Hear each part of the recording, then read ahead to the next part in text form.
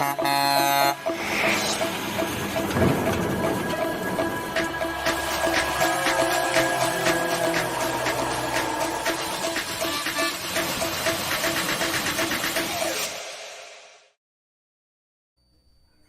evening, everyone. I'm Rick Walker with Maverick News, and I'm here with my lovely and talented co-hosts.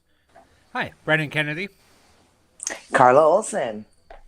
And we're here tonight, and we have shocking information to share with you tonight that you are not likely to hear in very many other places, not on the mainstream media, and probably not even on the internet in very many locations from very many sources.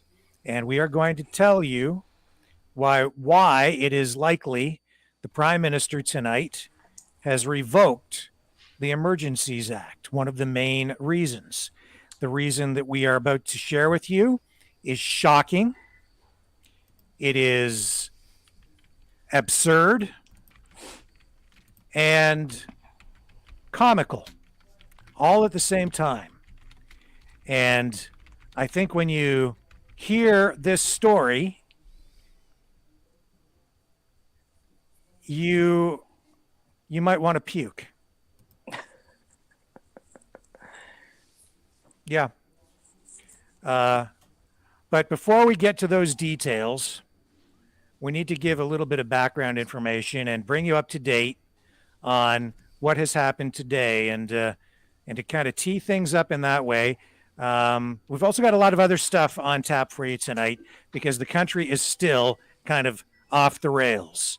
Brendan, you want to kind of pick it up from there and kind of tee some stuff up for the folks at home? Yeah, so I will bring it up right now. And we got...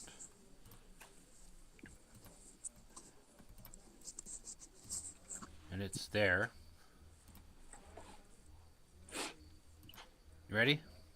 Sure, but before we do this, we're also gonna share with you a story about a school bus driver who has been targeted and efforts made to sort of threaten her and her job. We're gonna talk to you about how the government still has political prisoners in custody tonight for an emergency that didn't really ever exist. We're gonna show you. What else do we have tonight? We're also going to take you into the U.S. where, is it called the People's Convoy, Brendan, right? Yeah, the People's Convoy. They have left California today.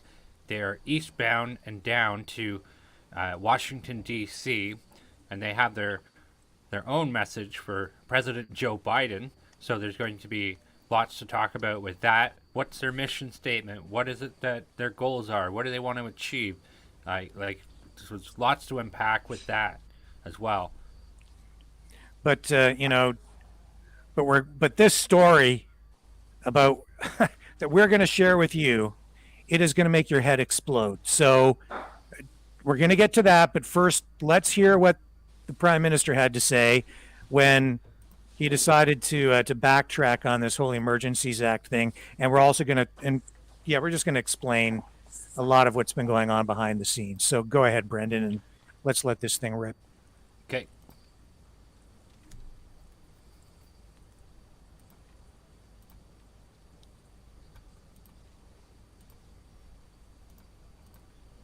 So here he is, getting ready. Good afternoon. We are joined today by the Prime Minister, the Deputy Prime Minister, and Ministers Lametti, Mendicino, and Blair. There will be a 20-minute opening statement followed by 20 minutes. Sorry, there will be an opening statement followed by 20 minutes of questions, 10 minutes in the room, 10 minutes on the phone. Prime Minister. Hello, everyone. Bonjour tout le monde. Je suis très content aujourd'hui d'être accompagné par la vice-première ministre Freeland et les ministres Lametti, Mendicino et Blair.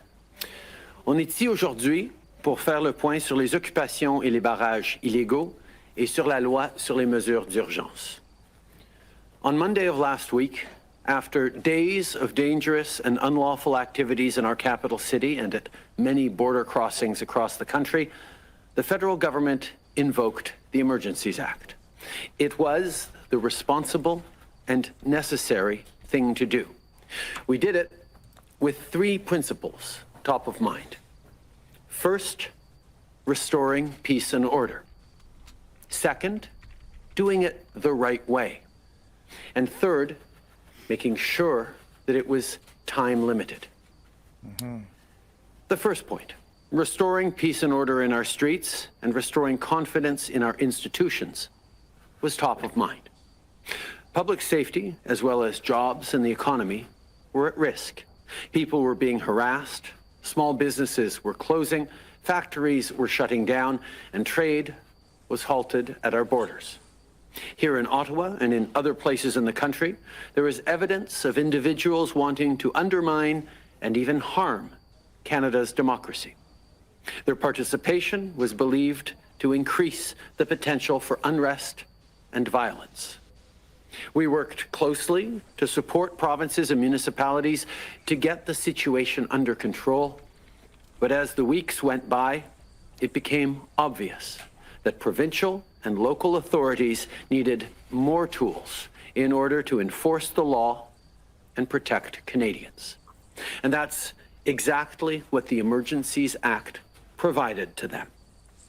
Lundi de la semaine dernière, le gouvernement fédéral a invoqué la loi sur les mesures d'urgence parce que les autorités locales He's repeating et that in French. Can we provinciales just avaient besoin pull de the audio plus down? d'outils pour protéger les Canadiens.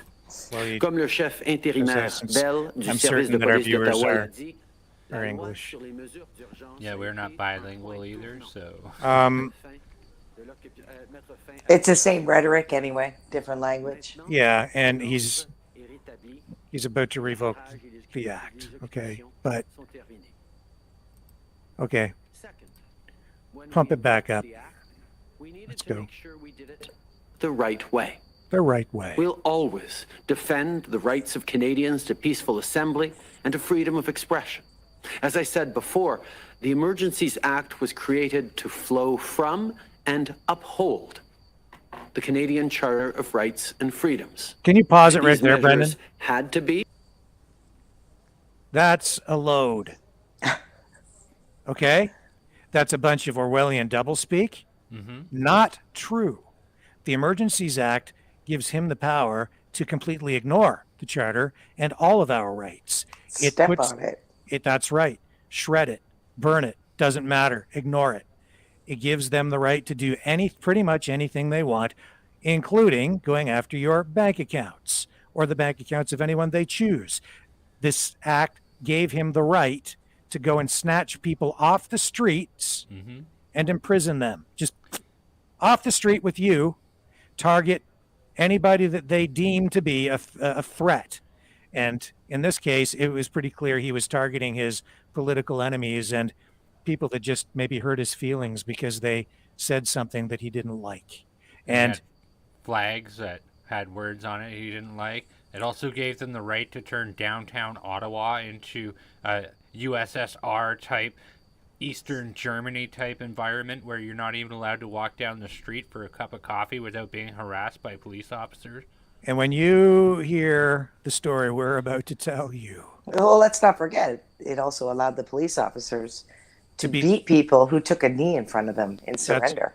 with their names and insignias removed from their uniforms while they beat people so that it would be more difficult, if not impossible, to prosecute in court afterward. Unbelievable. Let's let it roll. Just that's just an outright load of you know what. And were compliant with the Charter. Parliamentarians debated and the House voted. We followed procedure, and it is critical that we continue to do so. That's why a joint committee of parliamentarians will be struck to review the declaration of emergency. Within 60 days, there will be an inquiry into the circumstances that led to the Emergencies Act being invoked. It will look at how we got there and why it was required. It could look at policing. The inquiry could also examine the funding, influence, and disinformation that supported the illegal blockades and occupations, both foreign and domestic. Can you pause it there, please? D'ici 60 jours, une enquête sera déclenchée. Wait until you hear the story we're about to tell you. And contrast that what we're going to tell you against what he's just said there about disinformation. And it's going to make your head explode. I'm telling you. Okay. If you're willing to listen and open your eyes when we tell you. Okay, go ahead, Brendan. Sur les circonstances ayant mené à l'invocation de la loi sur les mesures d'urgence. Elle pourrait porter aussi sur les activités policières. De plus, l'enquête pourrait permettre d'examiner le fait. It would be in place for up to 30 days, but we said that we would lift it as soon as possible. We've held updates and briefs with ministers and officials every day, often multiple times a day. And today, after careful consideration, we're ready to confirm that the situation is no longer an emergency. Therefore, the federal government will be ending the use of the Emergencies Act. We are confident that existing laws and bylaws are now sufficient to keep people safe. Of course, we'll continue to be there to support provincial and local authorities if and when needed. And I want to reassure Canadians. Law enforcement agencies are prepared to deal with anyone engaging in unlawful or dangerous activities. Police officers will continue to be there to protect our streets and neighborhoods within their jurisdictions. Aujourd'hui, après avoir soigneusement examiné la situation est dangereuse, dans le travail pour défendre et améliorer notre dans les 2 derniers jours, monsieur. And that goes into the press conference if you want to keep it. Yeah, let's roll a little bit of that if we can. Okay, we'll move the questions from the room. We'll start over here at this microphone with Jasmine from Radio-Canada. Stay tuned. Our story is going to blow your mind. Lundi, vous disiez qu'on était encore en situation de crise. Aujourd'hui, l'ordre et le respect de la loi. un plan si des manifestations de grande envergure reviennent ou est-ce qu'on serait et seront suffisants pour pouvoir charter compliant, extra tools to our authorities to be able to remove those barricades and those occupations. This past weekend, we saw that happen. And as of Monday, Ottawa was clear of occupations and border crossings across the country were.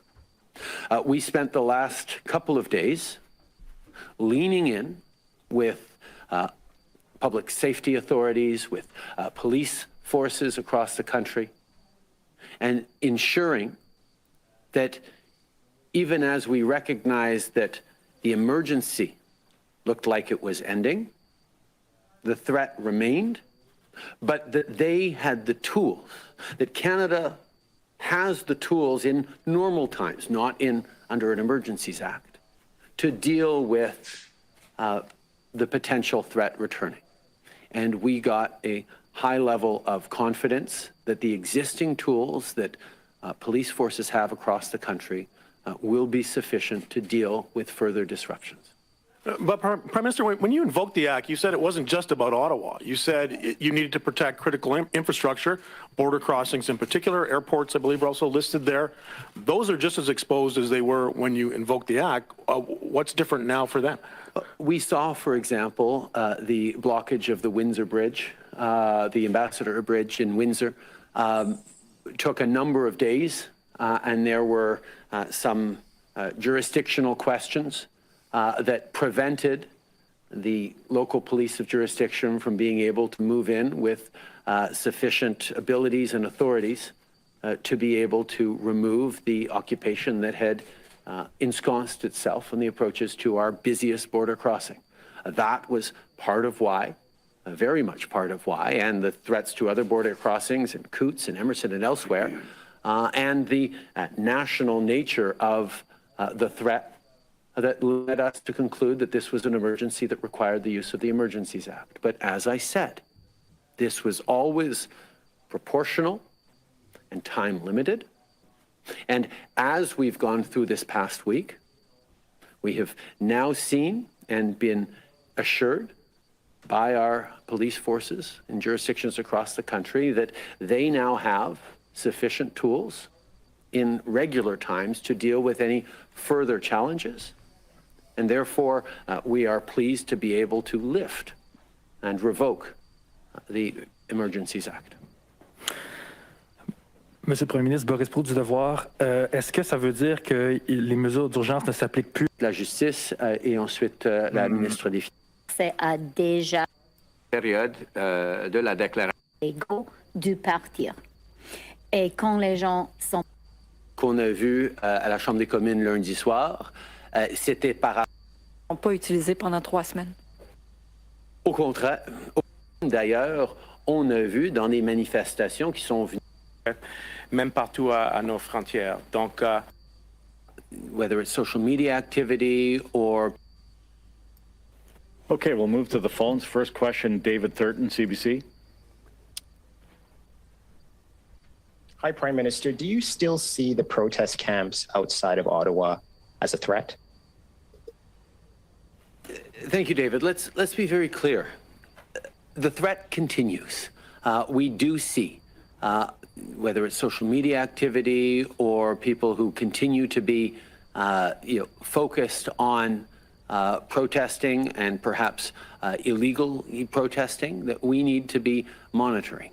But the acute emergency that gave rise to the invocation of the Emergencies Act 10 days ago, that there were occupations so solidly implanted that the police didn't have the kind of resources or tools available to dislodge them, that emergency is now over. We spent the last 2 days hearing from law enforcement and from public safety experts who reassured us that the tools available to police to prevent further occupations, tools that were used quite effectively by police services in cities like Toronto and Quebec City over the past weeks, would be sufficient to prevent, even as people continue to threaten to restore blockades or occupations, it would be sufficient to use the tools regularly at hand for police services to prevent further emergencies. Okay, let's pause it. So you still see these camps as a... What So, are the- go ahead, Carla. What are the tools? What are these tools that the police have? Tools. Yeah, they, LRAD? 2022 has been like, if you were to take like buzzwords that politicians throw out there, like tools is one of those Huge. things that it's huge. Like, oh, we now have all the tools in our toolbox. We have tools. It's like some of those tools is definitely they're taking federal police and then they're putting them in Ontario and moving them around. No, the tool is that they get to ignore the charter. Right. The tool is they get to ignore the Constitution. The tool is they get to ignore due process. The tool is they get to do whatever they want. They get to do whatever they feel is necessary because it puts them on a war footing. He declared war on his own people so that he Yes. could then unleash the full brute force of a paramilitary operation that he put together by hand-picking officers from different police services that were quite happy to go in there and collect overtime to clear out a political demonstration that was in opposition to his policies on the COVID mandates. That's it. And he just admitted that the only real emergency was the protests. Just because he chooses to call them an occupation doesn't make them illegal. But because the former police chief, Slawley, was having difficulty clearing them out, it's pretty clear that one of the reasons he was having difficulty is because they were within their rights to be doing what they were doing. So by invoking the Emergencies Act, which is the War Measures Act, he gets to do an end run around the Charter, the Constitution. He gets to ignore all the laws and be as lawless as he wants Yep. in order to clear Exactly. out political opponents, That's it. So what is illegal? When you're under the Emergencies Act, it's whatever Justin Trudeau says is illegal. If you sneeze or look the wrong way or do anything, he can say that person is an enemy of the state. I don't like what they wrote on Facebook. Go arrest that person. Tamara Lynch, one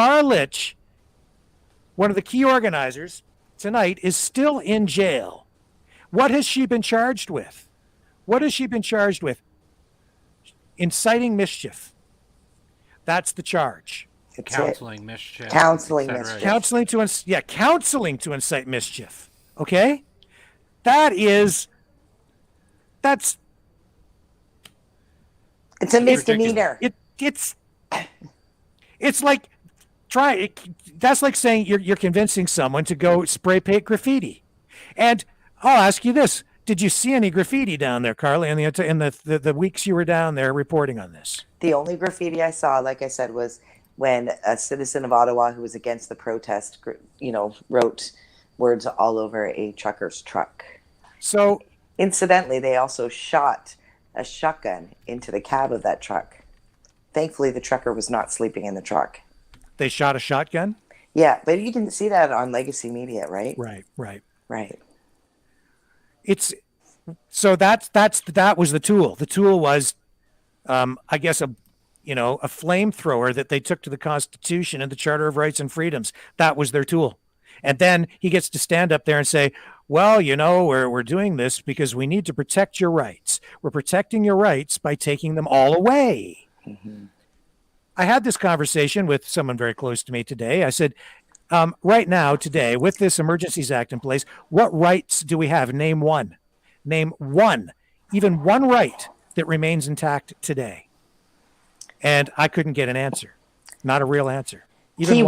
Keyword though, Rick, when he says that he's protecting the rights of Canadians. You see, Justin Trudeau only sees a small portion of Canadians, the ones that agree with him. Right. Those are the Canadians. Anyone who disagrees with him is not considered a Canadian by Justin Trudeau. That's right. Especially the person that we're going to introduce you to in a video that's coming up that's going to explain one of the main reasons I'm sure that he made this decision tonight. And it, like I said, is going to blow your mind. And it is absurd. It is crazy. It shows how insane this government has been. But I have to tee it up and put it in context for you. So we're going to walk you through it. And it's just going to shock you. Any other thoughts there, Brendan? I don't trust anything that Justin Trudeau has said in any of this, and he's not sorry for what he did. He just declared, I've never seen the word illegal in protest so many times in in the same sentence so many times in my whole life. And we've seen some very ruly protests happen in the past 2 years between the United States and Canada. We showed some of that footage on here. A few other things, I want to know what part of this Emergencies Act is going to remain in effect permanently, because Chrystia Freeland indicated that some of these measures designed to go after crowdfunding platforms and people's bank accounts and those powers she wanted to make sure remained in place even after this act was rescinded. So I'd like some clarification on that at some point. I don't know if we'll get that tonight, but that's something everyone should be very concerned about, because even as he sits there and says that this thing is being revoked, I'm quite certain that elements of this will remain in place. Not only that, in some provinces, including Ontario, and we'll have to check, I guess, to see which provinces still have emergencies in place. But in Ontario, there's still an emergency has been declared by the Premier, and that still gives the authorities special powers to deal with things in particular ways. And I know that today, I think there was something like 39 different trucking companies that were targeted in Ontario, 39 family-run trucking firms that the government has taken steps to destroy today. And they're not done. They're not done with this witch hunt. with this Nazi hunting, which is completely absurd. It's ridiculous. And the deputy chief also said that too, or not, excuse me, the acting chief, Bell, he said, we're going to, what was it? We're going to hurt people who have gone and donated money to the truckers and that sort of thing.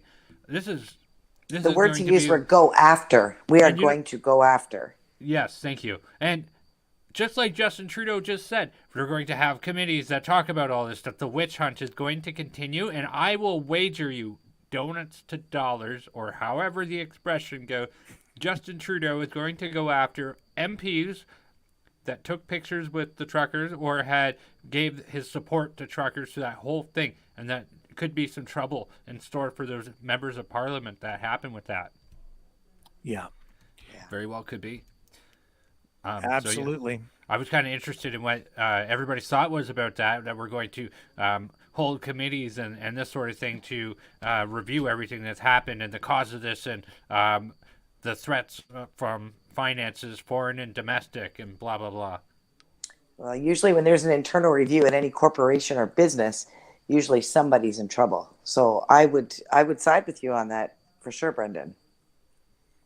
He didn't give up easily for nothing. He's got more in his back pocket.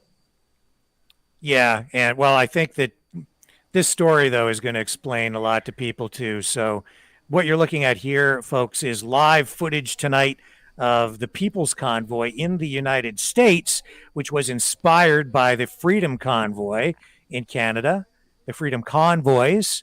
And these truckers tonight are on their way from California to Arizona, and then they will be going from there, making their way eventually to Washington, D.C., where thousands and thousands of trucks are on their way to also express their displeasure with COVID mandates on the U.S. side of the border.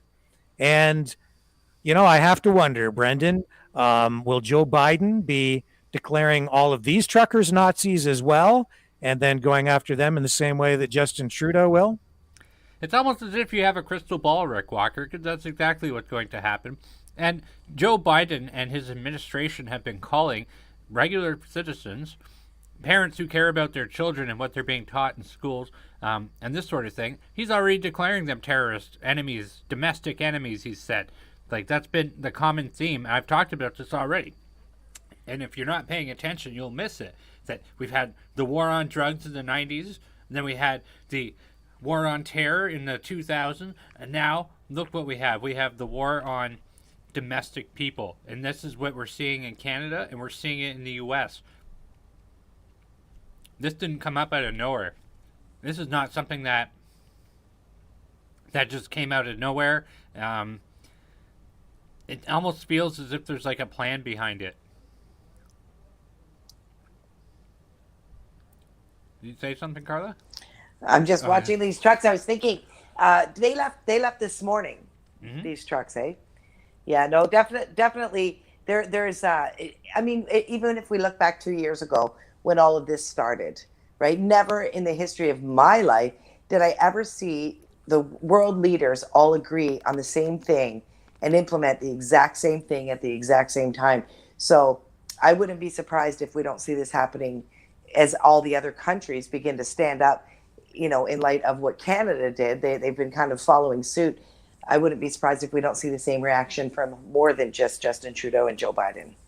Well, not only that, Washington, D.C. is already ready to go. They got 400 National Guardsmen ready to guard the Capitol, and they already have things going on with that. So that's exactly how Joe Biden is responding to this. Is he already deems this as a threat.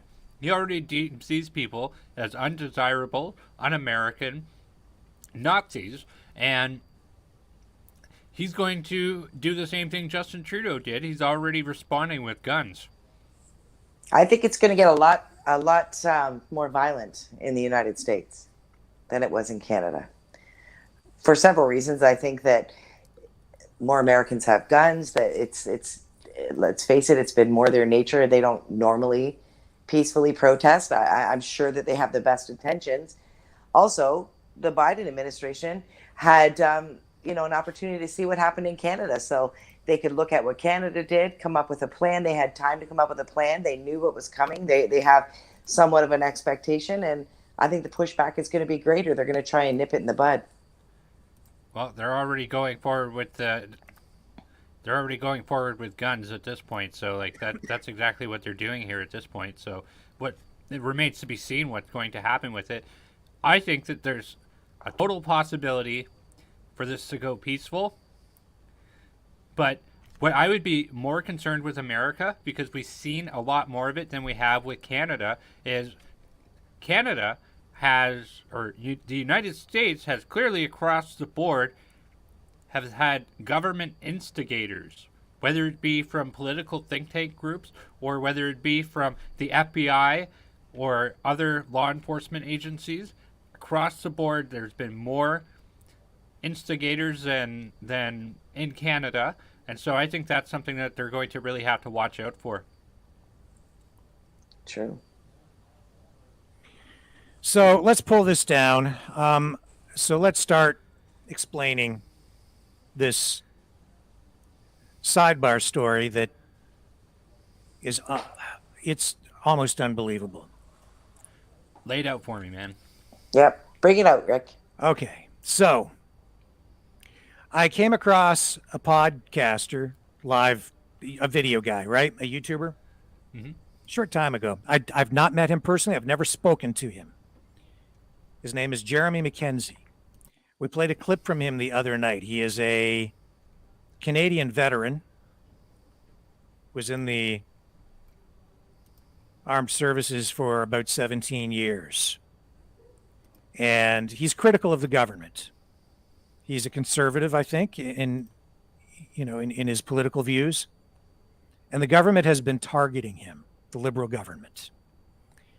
How have they been doing that? They've been using a group called the Canadian Anti-Hate Network, which is a government-funded organization run by someone by the name of Bernie Farber. And like many government-funded organizations, they, I think, do a lot of the government's bidding and even the government's dirty work. So they have identified Jeremy McKenzie, who uses the name The Raging Dissident as his YouTube handle. They've tried to characterize him as, what else? A bigot, a racist, a white supremacist, a Nazi. Well, Jeremy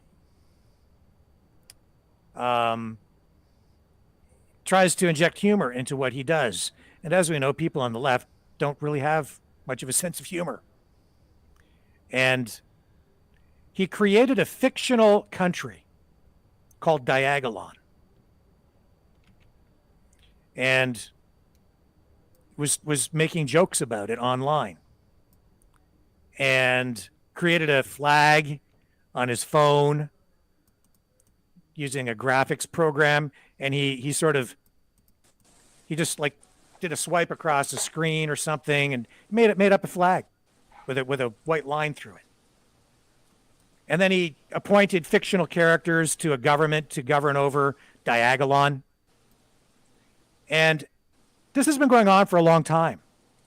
And he somehow came on the radar for the RCMP, for the police services in the country, and largely because he was an opponent politically to Justin Trudeau and the government, very critical.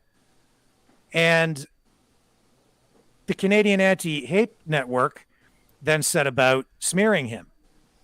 And there have been some media reports about him, characterizing him as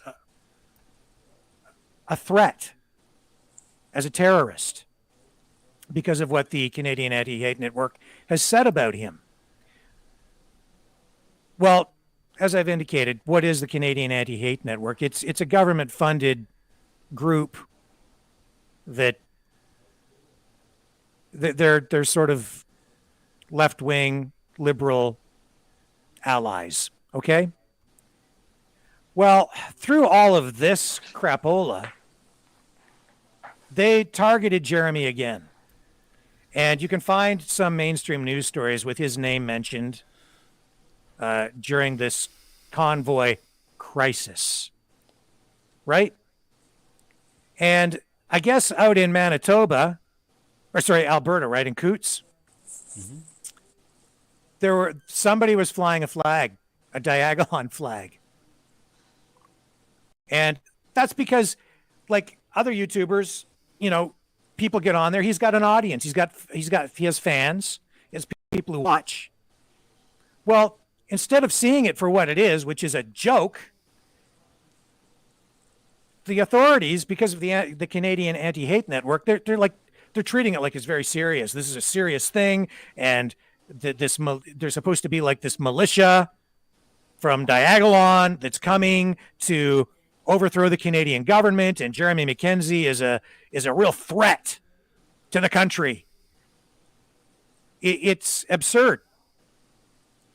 This was one of, as I understand it, one of the main justifications that they've used to impose, that Trudeau used to invoke the Emergencies Act or the War Measures Act to justify going to war against his own people. It was in part because he was going to war against a fictional country that never existed. And the guns that the RCMP supposedly found out in Western Canada at the Coots border, or near the Coots border, which they themselves said was not really a cache of weapons, or just like the weapons they showed, that group of people was not even really directly connected to the people who are protesting at the border, but they sort of indirectly attributed it to that. But then because somebody's flying a Diagolon flag out at the border, which is a joke, right? They're connecting all these dots incorrectly, I'm quite certain, and making something out of something that doesn't even really exist. It's all fictional. So we have tonight a couple of clips that Jeremy McKenzie posted, and we've got them. And I wanna play the first one, which he posted this. It became available to us about a half an hour. Well, it was just before Trudeau came in and revoked this, because Jeremy McKenzie wrote a letter to all of the senators explaining all of this. And the Senate has been debating the Emergencies Act and deciding whether they should rubber stamp it or give it final approval. After Parliament approved it, the Senate still had to rubber stamp this or pass it, or they could reject it. And all eyes have been on the Senate for the last couple of days, and they've been debating it, and a vote was coming up. And it became clear today that some of these senators began to push back and ask some questions, and they couldn't get answers from the authorities. They couldn't get answers from the government because it was all top secret. So secret that even the senators couldn't be told why the Emergencies Act needed to remain in place. Well, we know one of the main reasons why. It's because of the threat from Diagolon, a country that doesn't exist, a meme, a joke on the internet, with a fictional government in place and a fictional militia that apparently the authorities made up on their own. Yep. This is how twisted and weird and off the rails this whole thing has become. So let me find this clip with Jeremy McKenzie. This first one.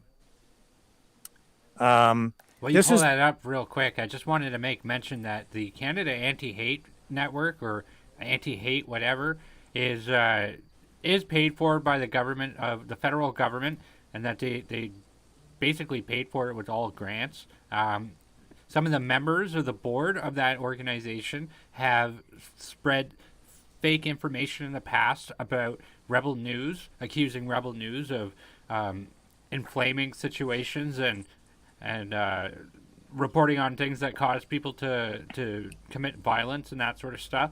Mm-hmm. When they've had to retract those statements because they were outright lies.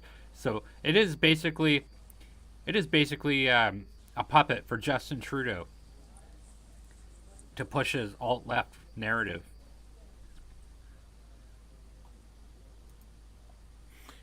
Yeah.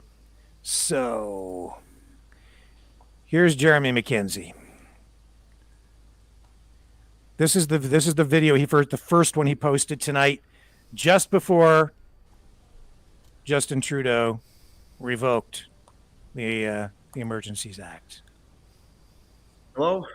For those of you who may not know who I am, my name is Jeremy McKenzie, and I don't normally like to do these kinds of videos. In fact, I think it's kind of silly and attention to the sake of attention's sake. However, I have some very, very serious things that I need to do. And if you care at all about what's going on in this country and what's happening right now, please listen to what I'm about to tell you. I'm a 14-year veteran of the Canadian Force since I retired in 2017. Since then, I've been running a podcast and kind of an internet show. I'm a clown. I'm a comedian. I like to make people laugh, as many of you probably noticed over the years if you follow any of my content. If you don't, maybe more recently heard of me through the news or through the House of Commons debates, or now that has made its way up to the Senate chamber, where they are debating on the future of this country in a very serious way. If you're not aware of this, the Trudeau regime has enacted what was previously known as the War Measures Act to combat what was and still is the most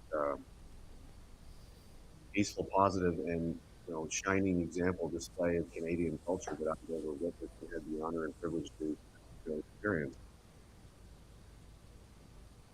This isn't World War II. This is not the FLQ crisis. This is not separatists, bombing buildings and murdering people and kidnapping them. This was bouncy castles and hugging and singing and an egregious display of police brutality.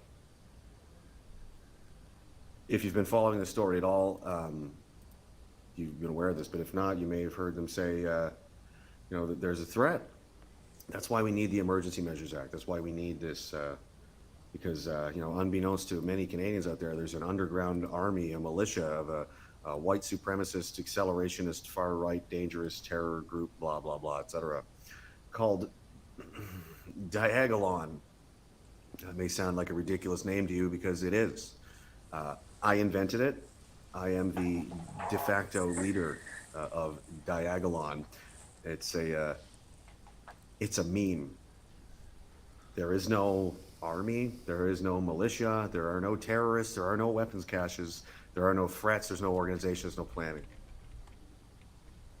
This is a social club community of sorts that was weaved together through people that were fans and followers of my podcast, in which I encouraged them to do that. I encouraged people to go, meet each other in real life and engage each other and be human beings and reclaim, what's been taken away from them over the past couple of years, making everybody feel isolated and alone. And apparently that makes me a terrorist now.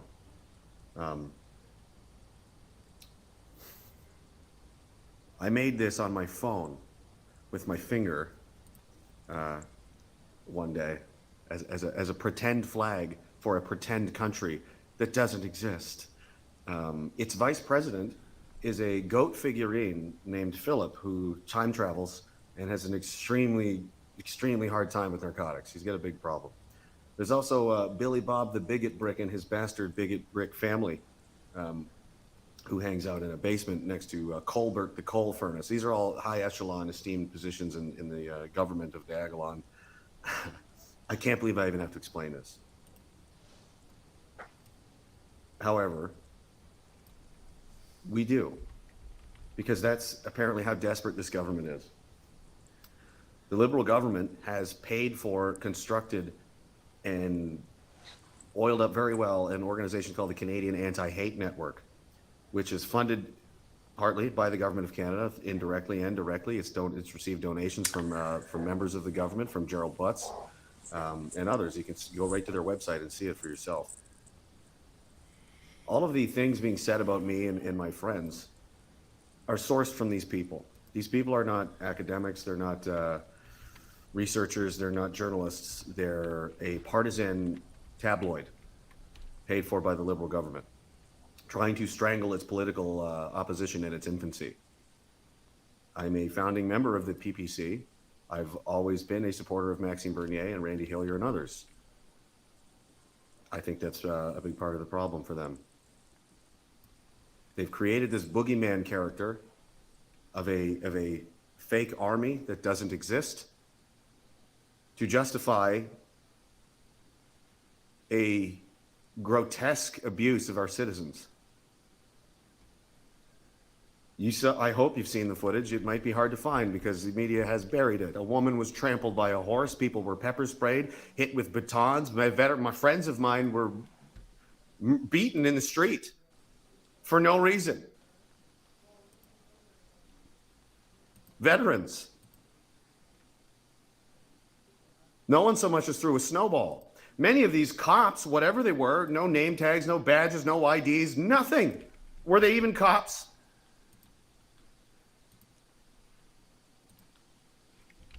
And now they want a permanent emergency. You think it's going to be 2 weeks? It's just 2 weeks till we flatten the emergency, guys. You want to give these people this kind of power? It's insane. And their justification, and if you don't believe me, I've uploaded some of it now. You can go watch for yourself. Go watch the Senate hearings. They're talking about this like this is an actual threat to the country. The only country that this government feels confident enough to attack and is still, by my count, losing to, is one that doesn't even exist. And it is funny, it is hilarious, and it is a joke, but the consequences are very real, and these senators believe what they're being told by these poisonous, smear merchants.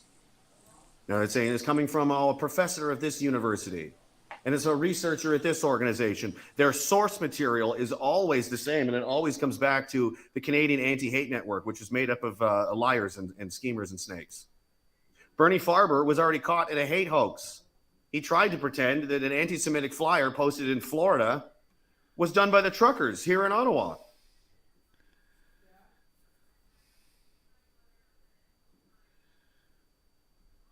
These senators are being given information, politically motivated lies, as justification to bring a sledgehammer down on every man, woman, and child in this country. They've made protesting illegal. Where does it end? I don't know where it ends, but I know what's going to happen to all of us. We're all going to go to prison for a long time. I don't know if you've thought this through, but leaders of de facto leaders of national or international terrorist organizations that are planning to overthrow the governments with bouncy castles are probably not treated too well, especially when they've already been convicted in the court of public opinion. I've been told it's very Kafkaesque, and I would agree. We're in a rough spot here. This country's completely gone off the rails. The media is not asking questions. Nobody is doing their job anymore. So I'm doing all that I can do. I've explained this in detail. I've written a letter to every single senator in this country. It's in their possession now, along with some links, and you can go see for yourself. And I'm going to post it in its entirety after I'm done uploading this. You can see it on my Telegram page or my website or whichever website, diagolon.org, diagolon.org. It's a meme country. It's a joke. It's a way to connect with people through humor and levity during arguably one of the most difficult time periods to even live in this country. And these psychopaths are trying to use that as a way to smear everyone else and make themselves the victims. Do you think really Justin Trudeau, the Liberal government, are they victims? Victims of what? Victims of honking. They wanted violence, they didn't get any, so they imposed it themselves and ruthlessly beat their own people in the street and then have the audacity to act as though they are under attack and need a permanent emergency because of this, because of a joke.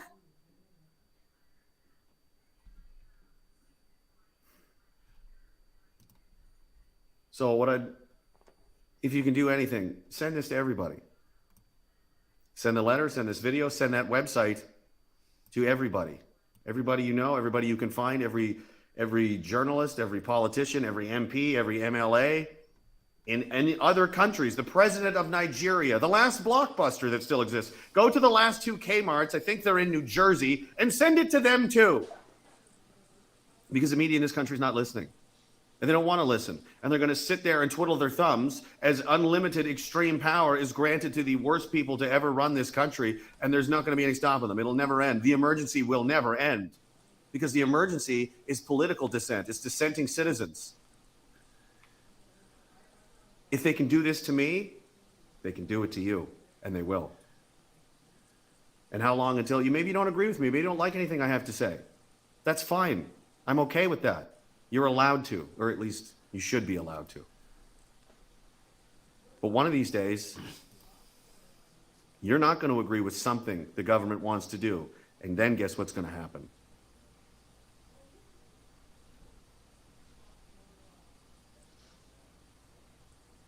I don't really know what else to say, except that this has gone completely, this is insane.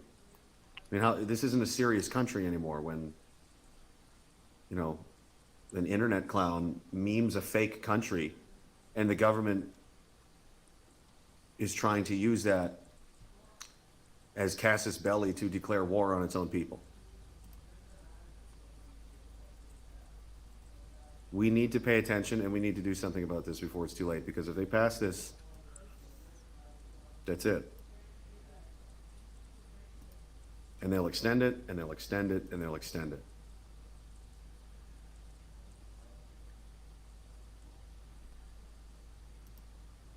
So please go to the website, diagolon.org, and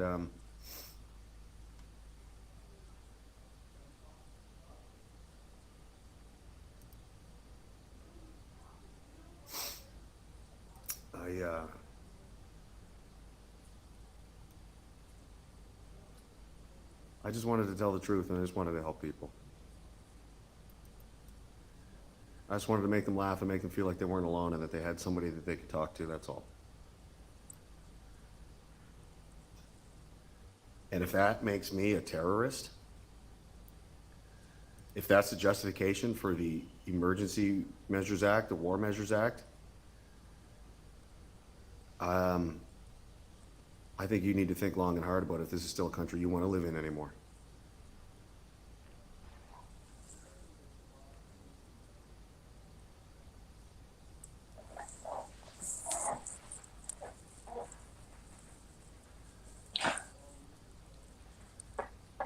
So that blows my mind.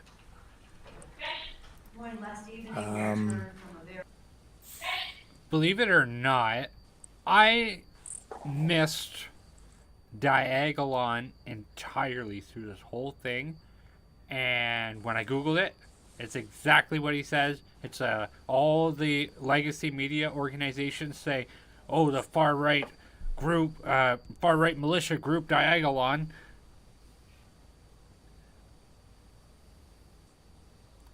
Like, this is nuts. And this has been the secret that Justin Trudeau has been holding over the Senate and the House of Commons. I don't know. We don't know everything that in their so-called intelligence might be telling them. But yes, absolutely. That's part of it. And a bigger part than I think people realize. And there has been reference to this in Parliament. There has been reference to it, as I understand it, during the Senate debate. There was reference to this in many media, mainstream media articles. There's been reference to that flag of Diagolon in media reports. They've targeted Jeremy. They've been trying to destroy him. But it started before all of this. They began targeting him a long time ago, and they've made his life very, very difficult. Now, I don't know all the ins and outs of all of the charges that have been laid against him. I know that there was some sort of a weapons charge against him. I think that laid after he was seen. I don't know what all that was, but it's pretty clear that a lot of this stuff is trumped up, and police are responding to complaints or reports from this Canadian Anti-Hate Network, and I can't speak with great authority on the details of the case surrounding this because I haven't had the time to go that deeply into his past, and I don't know him. But you can clearly see what's going on, and we've got the website. Let's bring up that website. I have it up already. Oh, do you? Okay. Diagolon, yeah. Diagolon.org. Yeah. So let's bring up that website here. Hang on. Do you have the website, Jeremy? It's in the share. No, that's a video. Oh, that's okay. No. All right, you got it. I see. Yeah, so this is a video we just watched. Here's the letter he was talking about. The letter that he sent to the senators. Yeah. And you know what? I think that is part of the key here. That letter was sent because he was so desperate to let people know what was really going on and to let these senators know what was really going on. He sent that out. And today we began to see some of these senators question Justin Trudeau. And it was then becoming clear they were not going to just rubber stamp this. They wanted to look into this more carefully, and they wanted more information. And Justin Trudeau wasn't prepared to give it to them.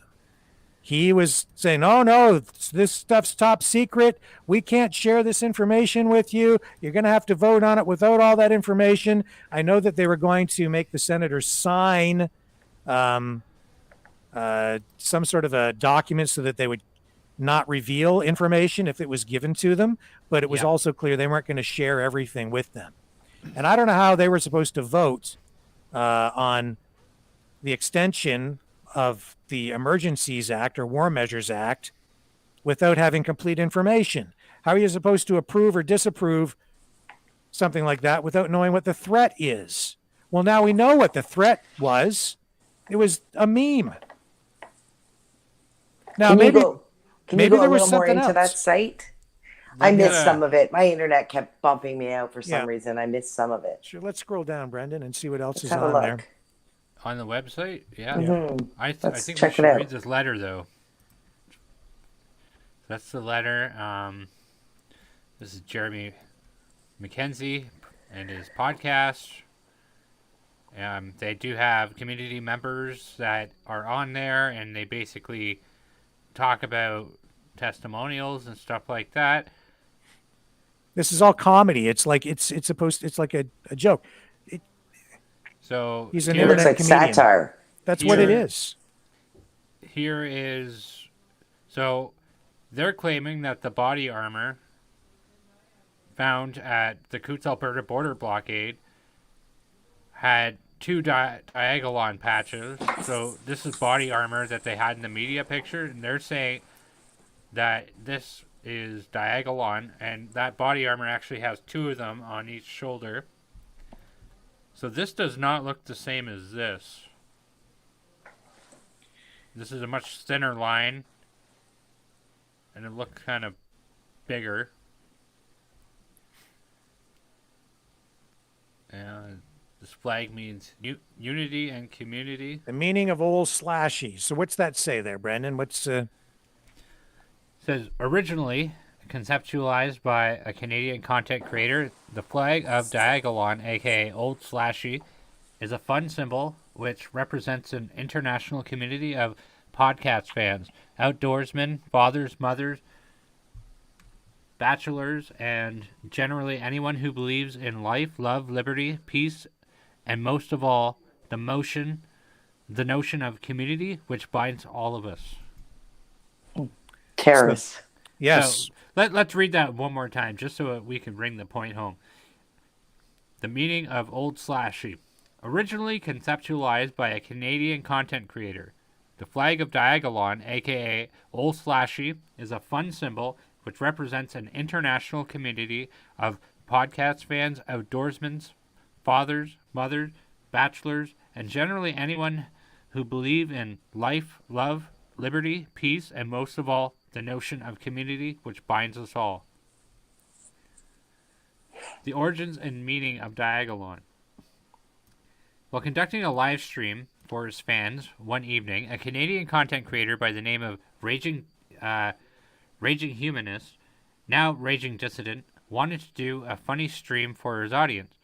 He consumed several legally purchased marijuana edibles and began sharing his stream of consciousness. Eventually, he deduced that there was a divide occurring between locations in North America. Specifically, he pointed out that common values were no longer shared along country lines, but more so specific states and provinces, the eastern seaboard and the western coast all shared similar values, where the southern states, Midwest, Western Canada, and up to Alaska tended to share similar values as well. He, on his phone, took a basic finger paint app and drew a line to signify this. Thus, the flag of Diagolon was born. To date, the concept of Diagolon has grown far beyond the joke into a community of people who once felt isolated, but now have each other to learn and share experiences. It has always been encouraged for people who feel they are members of the community to display fun little homemade emblems so that if these people were to find each other in the real world, they would know they have some common interest and would be able to better interact with one another. Diagolon and the flag of Diagolon represent peaceful, fun-loving persons from all over the globe. The community extends all over Europe, Asia, the Pacific, South America, and North America. Diagolonians, or DAGs, are represented by all sorts of people all over the globe. And let us remind you that the isolated actions of a couple of individuals do not necessarily represent the interests of this entire leaderless, fun-loving organization. Become a part of our community is as simple as longing for a feeling of belonging. There you have it. There you have it. So, Jeremy consumed a whole bunch of marijuana edibles, jumped on a stream just like we're on a stream, and he talked about the difference between the values that people have in some regions as opposed to other regions, and created a community based off of the idea. It's a joke. He made up a fake country. It's a while back, and our government has used that as part of the justification for the invocation of the Emergencies or the War Measures Act, so that they could go to war against the truckers and their own people and farmers and anybody else that was supporting them. They were at war with Diagolon. They're at war with truckers. Diagolon. And truckers and kids in bouncy castles. Yes. So basically, this is equivalent to Pepe the Frog, if you all remember him. No, I don't even want to get into that, Brendan. Can we just ignore all that crap? That's just going to complicate stuff if we talk about it. Oh, it's not complicated. Yeah, it does. It's similar. No, it's not. It's not. It's not. I'm glad I don't know who this guy is, Pepe the Frog. Okay, go ahead. Go ahead. But it just weakens everything we're talking about because it's going to cloud everything. It's just something stupid that somebody did, and then now it's blown out of proportion. That's all it is. Because now if you have a green frog, Pepe the Frog, it's racist. I'm sorry. That's what it is. That's what it is. Well, It's a whole separate thing. The point here is this is freaking ridiculous. This is beyond ridiculous. Our country went to war with its own people because a comedian on the internet created a fictional country that our government is treating as real. Is our government eating edibles? Something. This. Oh, just Lord. to stay focused on this. Lord. This Lord. is beyond ridiculous. So why did Justin Trudeau revoke the War Measures Act or the Emergencies Act today? It's because his whole story behind the scenes is falling apart. These senators wanted answers. He wasn't prepared to give them the answers. This was one of the reasons, one of the things that was propping up his use of these powers.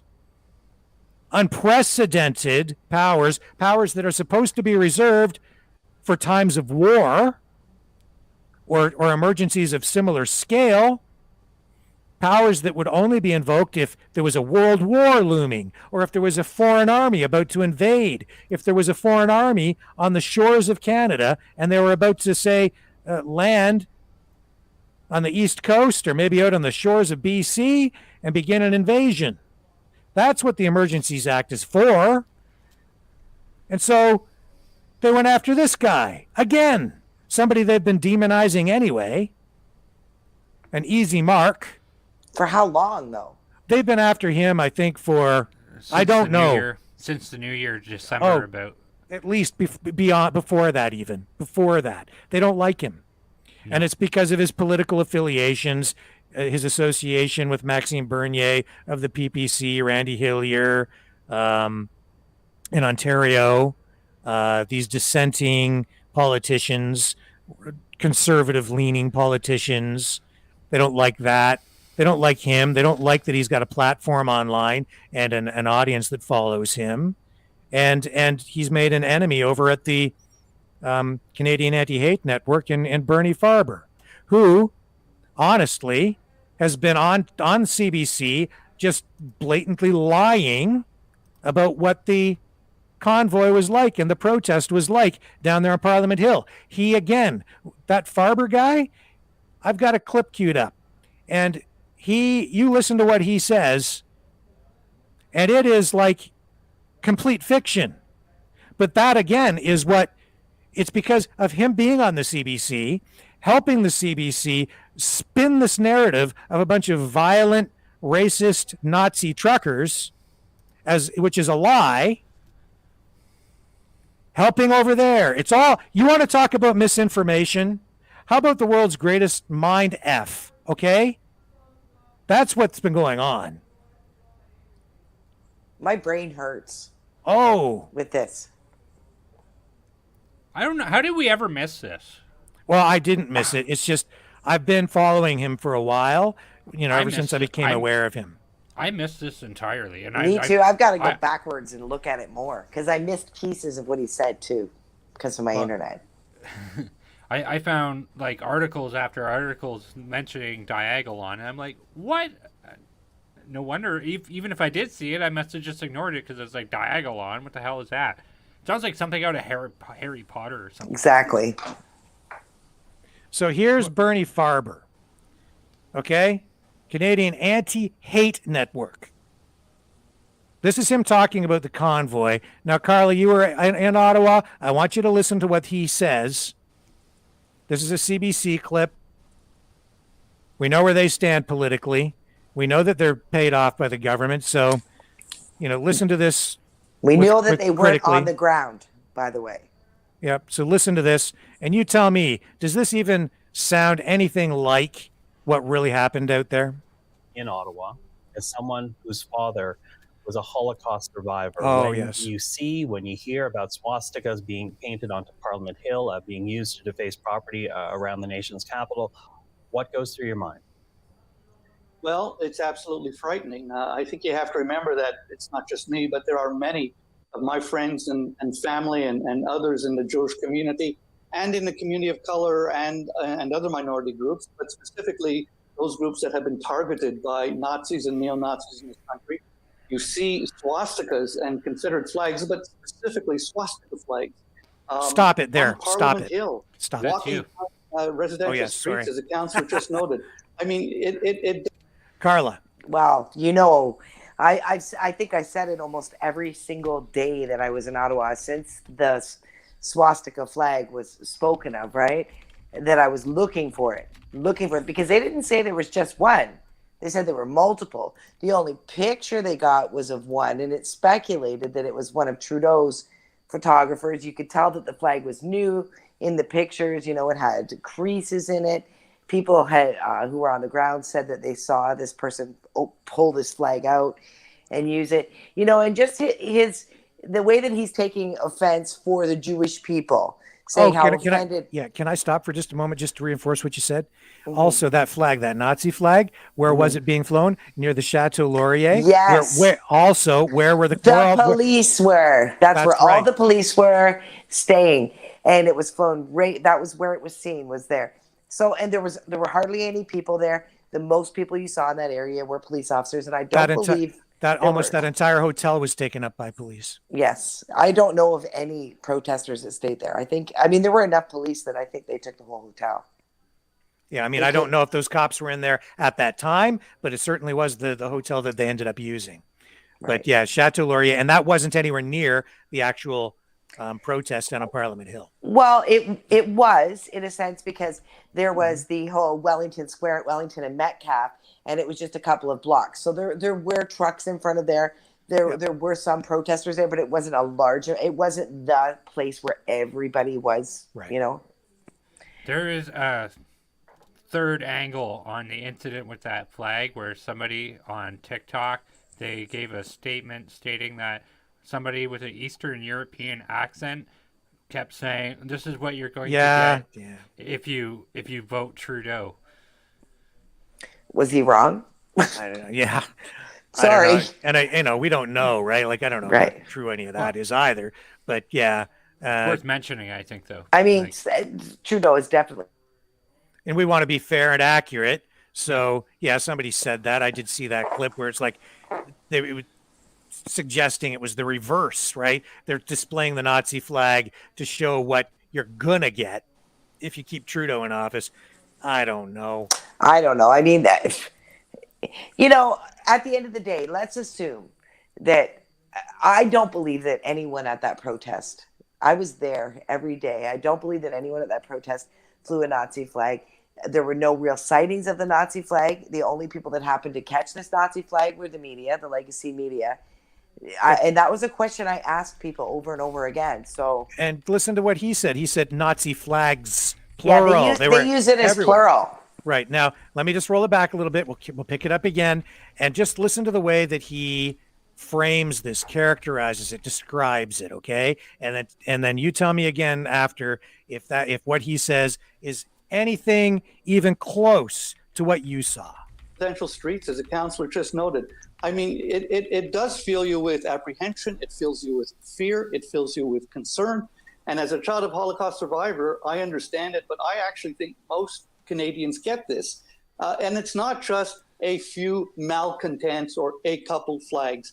This so-called convoy actually seeded the ground, in my opinion, for the worst display of Nazi and racist propaganda that I have ever seen in this country. And I've been to lots of protests and many more such as these, going back to the late 1960s to this very day.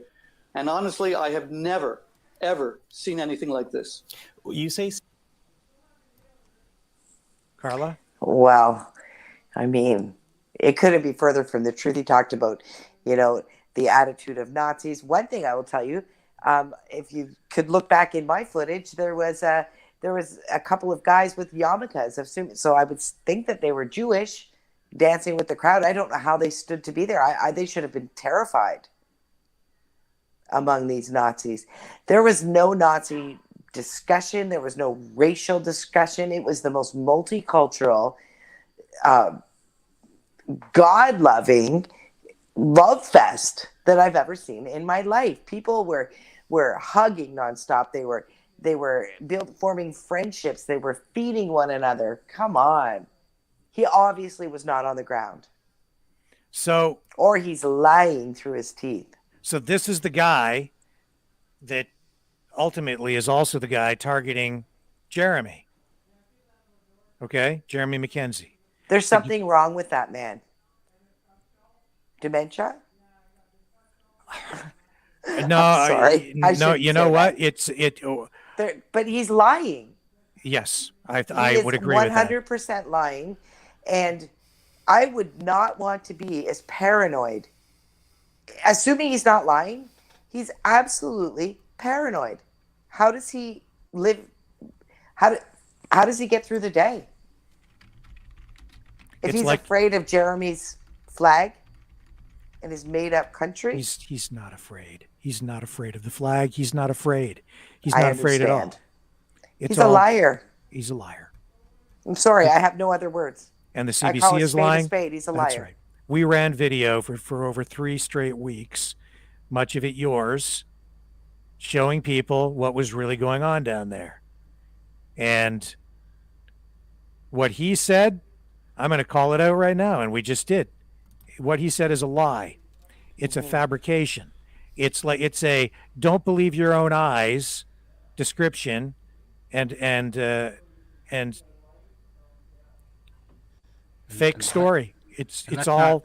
let's not forget that he's paid by Justin Trudeau to do these things, and he's paid by Justin Trudeau to spin the facts, whatever they may be, and to ensure he keeps getting paid by the Trudeau government. He's going to keep doing it. He's a liar. He has every incentive to do what he's doing, and he has no incentive to tell the truth whatsoever. Because they needed justification to go down there to crush their political opponents. They wanted these truckers out of there. They wanted these people crushed. They want to destroy them. They don't just want them out. They want to destroy them. That's what I've been saying. They were using that Emergencies Act in order to do an end run around the Constitution and the Charter to go target them and just put the regular rules of engagement for police against its own citizens aside, so they can just go pick off anybody they want and label them all a bunch of racists and fascists. And as Jeremy said in his video, him and his friends might be going to jail for a very long time, because they're also going to couple this, I think, if they can, and I'm sure they're looking for a way to couple that with new hate speech laws to convict them under those, so that they're doomed. And Jeremy's also right. If they can do that to him, they can do it to us. They can do it to everyone. They can do it to you folks at home. This is so dangerous. And even though the Prime Minister has revoked the Emergencies Act tonight, I just don't buy it. It's not, yeah, maybe he's revoked the Emergencies Act, but some of those elements are going to remain in place, and the emergency still remains in some provinces, and they're not done with this. And they've also shown that they can invoke this at the drop of a hat anytime they want. They don't, our charter is a failed document. It has no teeth. They've shown that they can simply disregard it anyway. So we're still in a lot of deep trouble. That charter needs to be revised. Wow. Toot sweet. And we need a new government to do it. Like, I'm thinking, I just so much is going on in my head, you know? I mean, the whole thing has been about calling these beautiful protesters, Canadian loving people, terrorists, Nazis. You know, I mean, he's not even using the correct definition of the word. He is angry with these people because they don't like him. His feelings are hurt because there were flags that told him to go F himself. They were F Trudeau flags. He's offended by that, so he declares war on peaceful protesters. Because what he's a shameful baby. I'm sorry. He's immature. Oh, a child.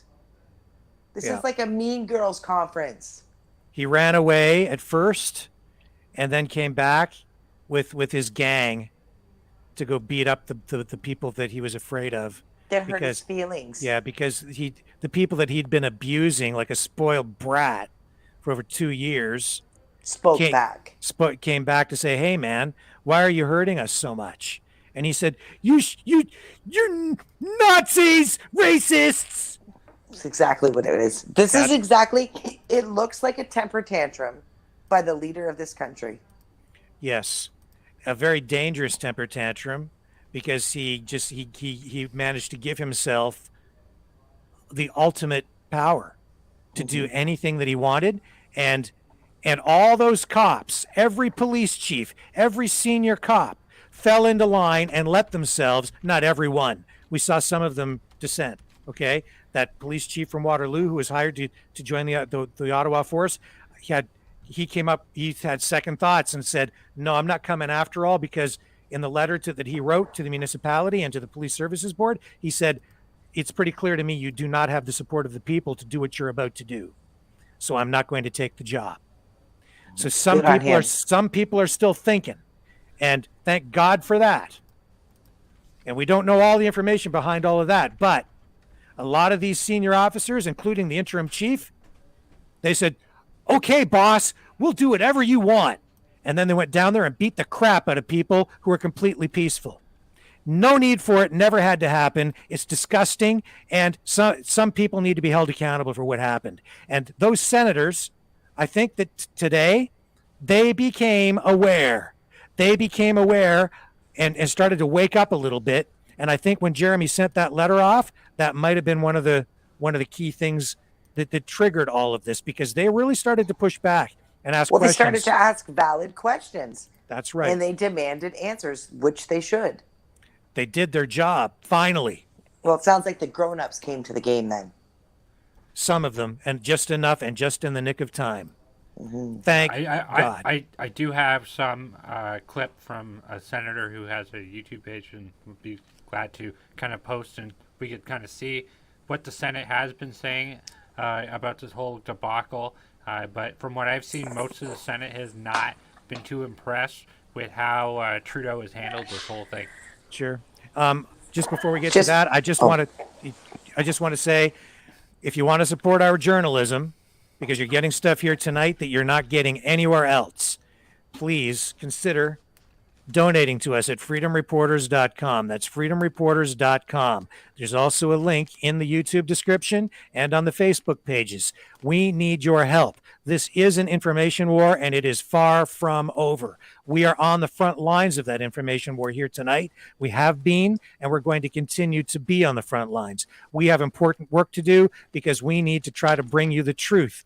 We need to expose the mainstream, lamestream legacy media for exactly what it is. And we just did that right now. And we have a lot more work to do. And we have other stories to share with you tonight as well, because other people are being targeted. Other people are suffering. And we are going to do what we can to try to defend the Charter, the Constitution, and the country in a peaceful, lawful, journalistic way. Practicing a new form of journalism, a new kind of journalism. We're doing it here, but we need your help. Carla spent the better part of a month up in Ottawa, and we're going to be doing a lot more work on the ground as well. And later on in this broadcast, we're going to tell you about a school bus driver who is also a former truck driver who has also been targeted. And we have other people who have been coming to us for help as well to try to get their stories out, stories that need to be told, stories that will help get this country back on track in a truthful and honest way, instead of all this strange Orwellian meandering that we've been doing for the past month and beyond, for the past 2 years. Help us. Go to freedomreporters.com. freedomreporters.com. Please also support Maverick News by liking our video here and subscribing to our channel. It'd be greatly appreciated. Thank you to those who have already done that. Absolutely. Thank you so much. At this point, guys, as much as I love being with the two of you and everyone watching, I do have to sign out tonight. I do have another meeting I have to go to. It's been a pleasure. Thank you once again for enlightening me. I mean, I had no idea this place, what's it called again? Diagolon. Existed. You can be sure that I will research that, and I wish you guys the best. Thanks for having me again tonight. All right, we'll have more on Justin Trudeau's secret war against Diagolon, I'm sure, later on. So yeah, we'll talk more, Carla. We'll talk tomorrow. I'll see you guys tomorrow night. Thanks for having me. Bye-bye. Have a great night. Wow, what a story. You want me to bring that up? Yeah, it's just a senator. I mean, it could give us a good feel for what's going on. So this is Denise Batters. She's a senator, and she says Trudeau doesn't listen to Canadians. Honourable Senators, I rise to speak to this Emergencies Act motion. What a sad day it is, Honourable Senators, that it has come to this. that this Trudeau government has invoked and employed the Emergencies Act on Canadian citizens before it could even be voted on in Parliament. Tear gas and batons and lines of police to shove back protesters chanting for freedom. Truck windows smashed, bank accounts frozen, promises to hunt down even those who chose to leave the protest voluntarily. And even now, with the bridge blockades in Ottawa's protests cleared, the Prime Minister can't tell us when the Emergencies Act and its extensive government powers will be lifted, only that his government plans to make some of the features of those extensive powers permanent. The incredible division among Canadians in this moment is largely of Prime Minister Trudeau's own making. He and his government have divided Canadians among themselves, vaxxed and unvaxxed, and through his incendiary language, turned them on one another. From the time of the election onwards, Prime Minister Trudeau has used this public health emergency as a political wedge issue, without regard for the Canadians in the middle who have become collateral damage. He has called them extremists, racists, and says they are misogynists. Prime Minister Trudeau preaches tolerance, but says those who chose not to be vaccinated against COVID-19, quote, take up room, and questions, quote, do we tolerate these people? And when these Canadians, in many cases Canadians who have lost much or have lost everything as a result of COVID-19 mandates, land on Parliament's doorstep to have their voices heard, what does the Prime Minister do? Instead of hearing them out or empathizing with the frustration they are feeling, he doubles down and calls them a, quote, fringe minority with unacceptable views. And so each side dug in, and we wound up with a 3-week protest in front of Parliament and the unnecessary overreach of the Emergencies Act by this government. Let us not forget that it was Prime Minister Trudeau who counseled Indian Prime Minister Modi to engage in dialogue when 50,000 farmers blockaded the roads to New Delhi in 2020, a protest that went on for a year. Prime Minister Trudeau boasted, quote, Canada will always be there to defend the right of peaceful protest, quote. Yet he has refused from the get-go to engage in dialogue with the blue-collar working people who were demonstrating right here on Wellington Street. Honourable Senators, throughout this pandemic, we have been fortunate to still collect our paychecks, to maintain access to our health plans and other benefits, to be able to work remotely from the comfort of our homes when necessary. Many of the people living in this public service city and downtown have also been fortunate. But there are other Canadians who have had a very different experience during this pandemic. Many have lost their jobs, their businesses, and their livelihoods, some as the result of circumstance, others due to vaccine mandates. The financial loss, the social isolation, the vilification promoted by the government, it's all resulted in a growing frustration that has culminated in the trucker convoy and blockades we've seen across the country. In Saskatchewan and Alberta, where many of these truckers came from, people were already suffering economic devastation prior to this pandemic because of the anti-energy policies of the Trudeau government. The ever-ballooning carbon tax is a further burden. Meanwhile, the oil and gas industry has been vilified in this country. Only last week in BC, we saw protesters violently attack the Coastal GasLink pipeline work camp with axes and terrorize workers, and certainly with no discussion of invoking the Emergencies Act in response from the government. And while the movement started from a place of resistance to vaccine mandates, it quickly expanded to become about freedom more generally. And the more the government and the Prime Minister in Ottawa spoke divisively against the protesters, demonizing them and refusing to listen, the wider and more expansive the movement became. Before I go too much further, let me be clear. I empathize with the residents of downtown Ottawa who have been most acutely affected by the protest here. They have had their lives and livelihoods disrupted. Understandably, they wanted it to end.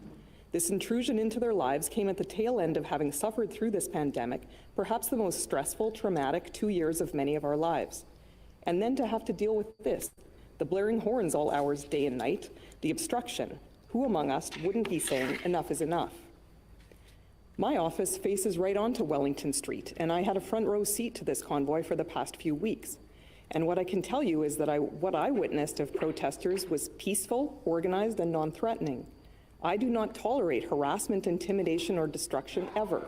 But I can honestly say that I, personally, did not see any of that behavior exhibited by the protesters. I have been here in Ottawa during all 3 weeks of the protest, and I can say that in the last 2 years, I never felt safer walking home from my office at night.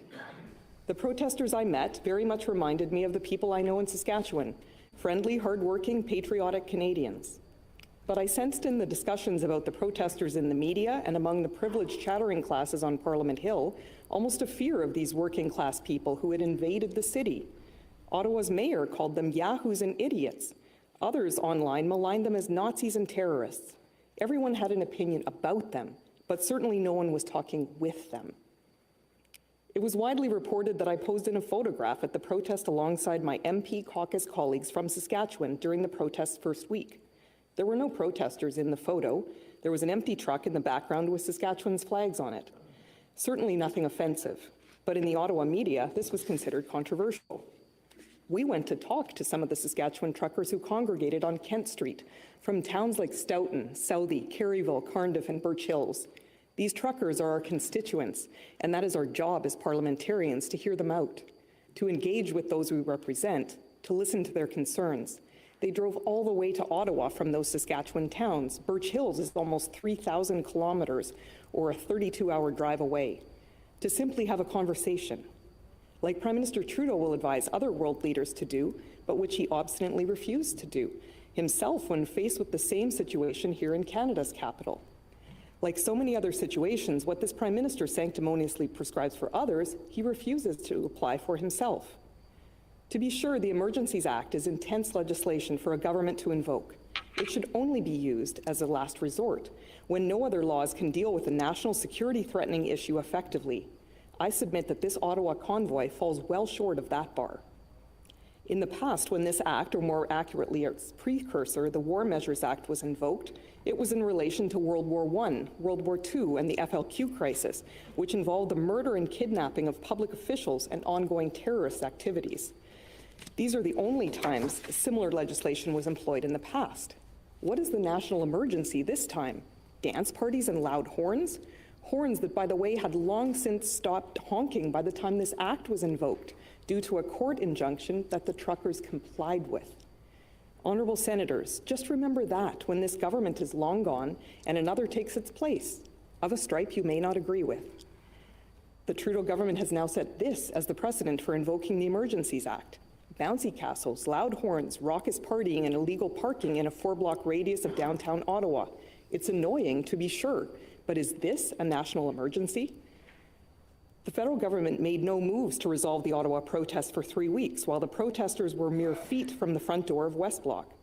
If the situation were truly such a grave threat to national security that it rose to the level of employing the Emergencies Act, one would expect the federal government would have acted in some way, anyway, to resolve it, but they did not. Prime Minister Trudeau simply refuses to meet with protesters, then brought in the Emergencies Act as a first, not a last resort. When Deputy Prime Minister Freeland spoke on the issue, she said that the government used all the tools it had prior to the invocation of the Act. What tools? Name-calling? The Prime Minister disappearing for days on end? More name-calling? What tools? The same tools they used for the railway blockades in 2020 that went on for 19 days and for which the government still never invoked the Emergencies Act? When the Prime Minister announced that he was engaging the Emergencies Act, he told Canadians it would be in a geographically targeted way, applicable only to those within the zones specified. Yet we see in reality the federal government's massive overreach in the proclamation declaring a public order emergency, which states that the public order emergency will apply, quote, throughout Canada. Several of the premiers opposed the use of the Emergencies Act to deal with this situation, including Premier Scott Moe of my home province of Saskatchewan. Many legal experts agree this situation fails to meet the threshold for exercising the Emergencies Act. Among them are constitutional law professor Dwight Newman and the ARL, Advocates for the Rule of Law, Amnesty International, the Canadian Civil Liberties Association, the BC Civil Liberties Association, and even Paul Champ, the lawyer for those who successfully sought the court injunction against the horn honking of the Ottawa protest. They all agree this situation didn't require the Emergencies Act. Last week, the Canadian Civil Liberties Association announced that it is taking the Government of Canada to court over the invocation of this act. The CCLA's Executive Director, Noah Mendelsohn-Aviv, called the use of the Emergencies Act in this situation unprecedented and a serious infringement of the charter rights of Canadians. She stated that by invoking the Emergencies Act, the government would be giving itself, quote, enormous powers to bypass the ordinary, accountable democratic process, quote. Mendelsohn went on to call peaceful assembly, which by any measure this protest has been, quote, a critical democratic tool. The BCCLA organization has further pointed out that the Emergencies Act should not be a stopgap measure to address the inaction of municipal police forces and provincial authorities.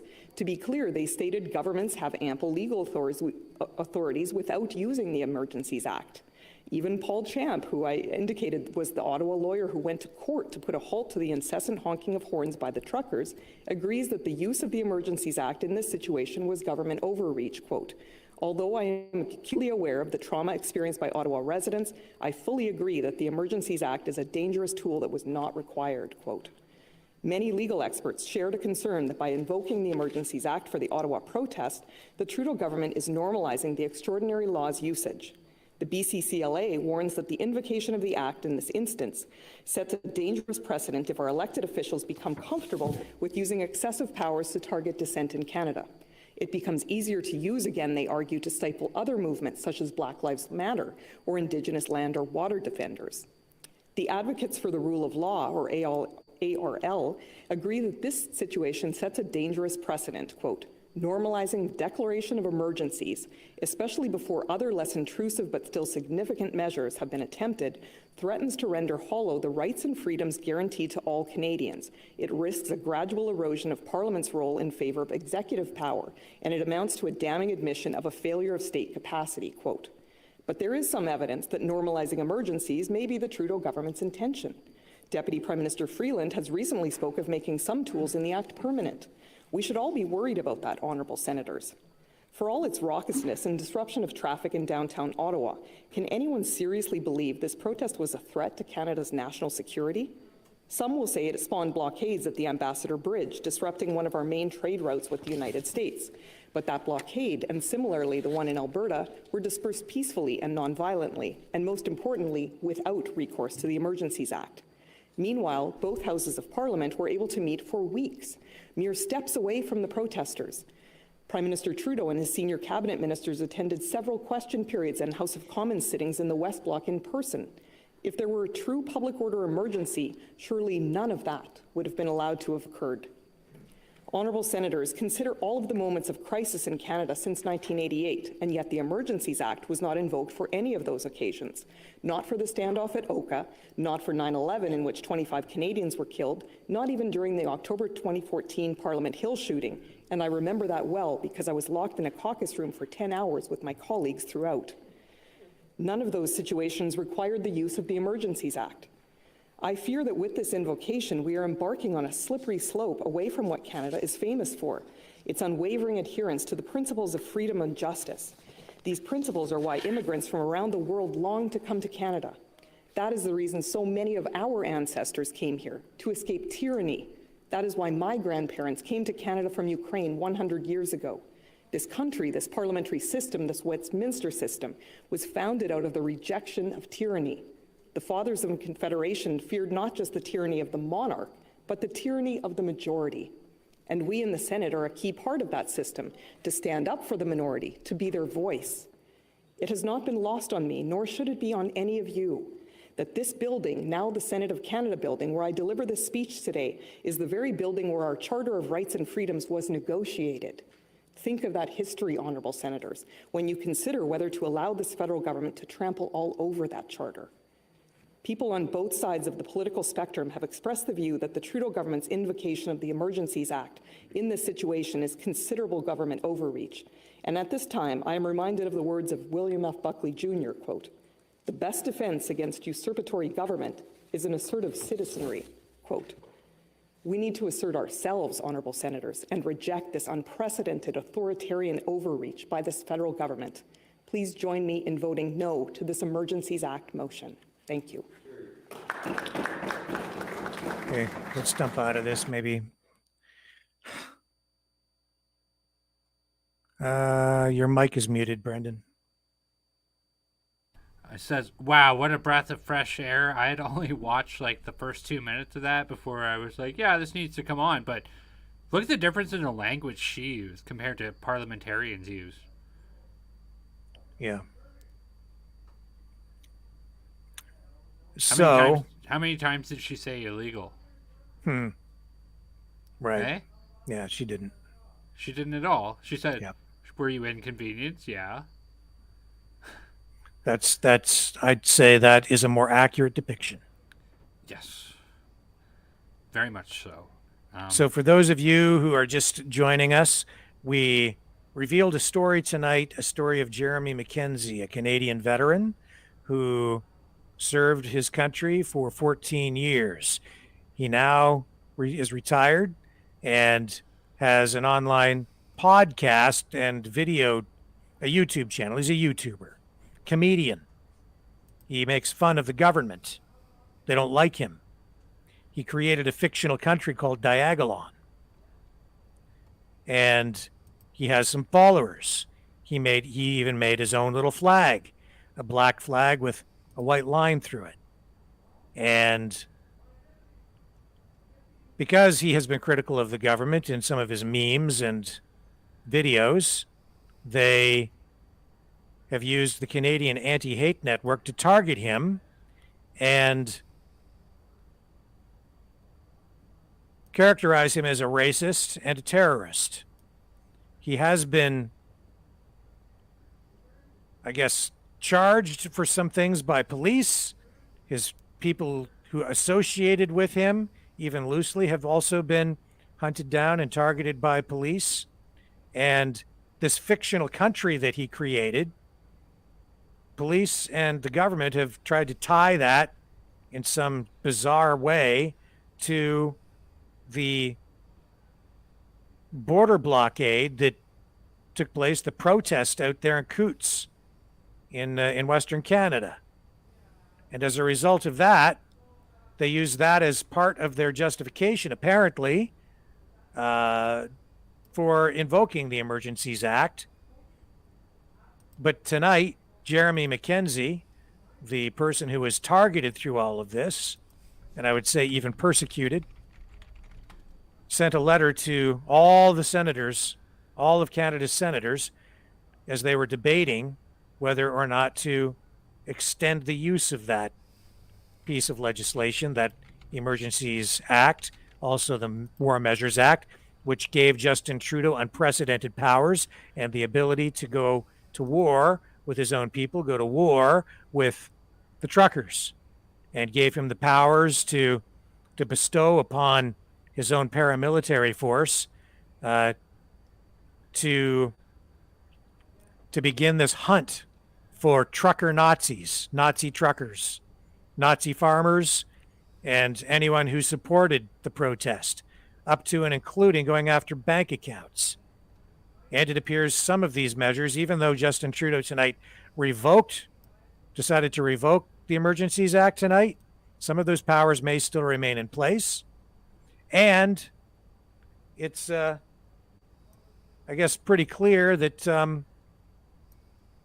this whole thing is not over yet. Not for Jeremy Mackenzie, not for Tamara Litch, who is still in jail as a political prisoner, essentially, charged with only counseling to commit mischief, not treason, not anything associated with an insurrection.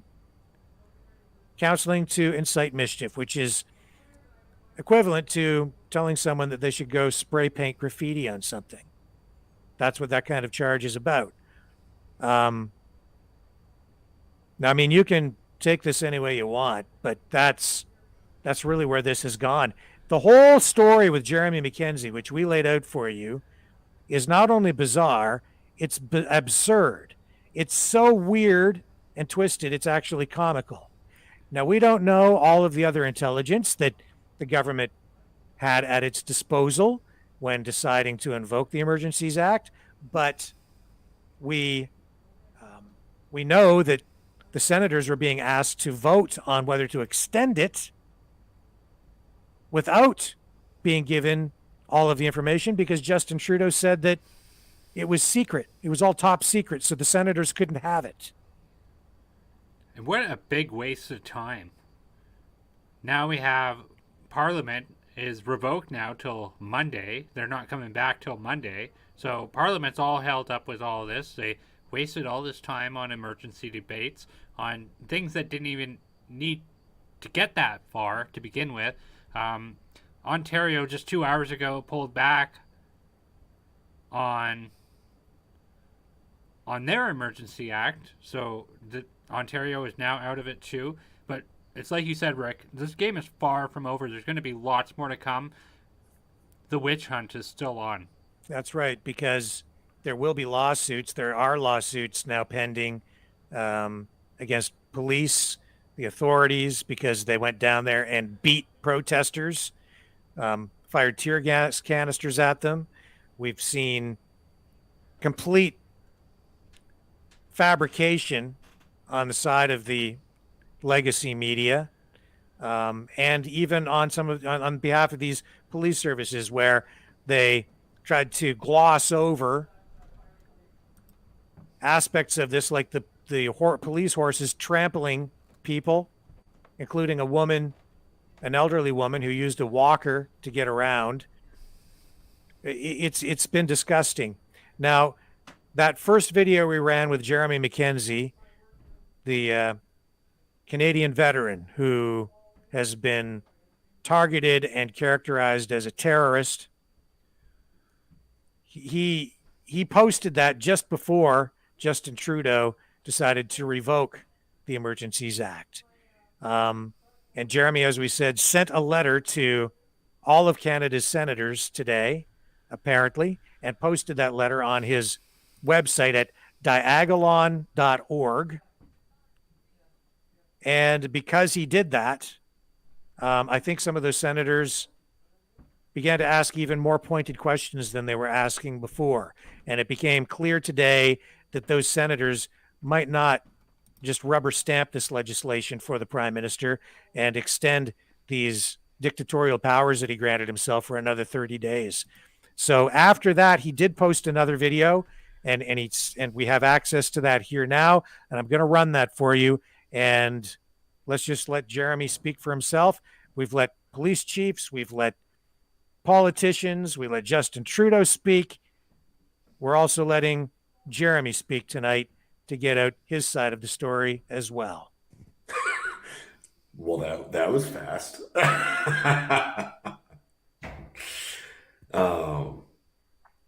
Hilarious. Obviously, you've probably seen the news by now. He just revoked his emergency war powers because I think they know they fucked up big time. They were expecting violence. They wanted violence. They tried to promote violence, and it just didn't happen. And every day it made them look worse and worse and worse. And now they're going to try and save their asses. They're going to try and backpedal. And except the thing is, I'm not even remotely satisfied. I don't want just the rolling back of the Emergency Measures Act. I want the rolling back of this entire regime. I want them all gone. I want them on trial. I want them to pay for what they've done, what they tried to do. And there's so much evidence. So much evidence. They tried to declare war on a meme country. They abused, beat, trampled, sprayed, shot, their own citizens, froze bank accounts. I mean, why?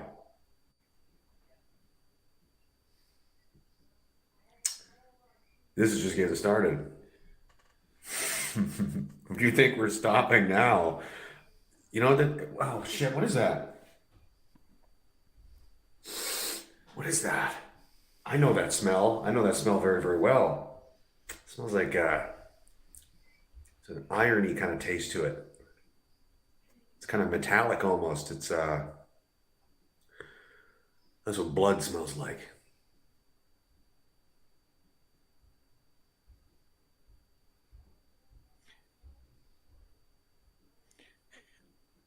Yep.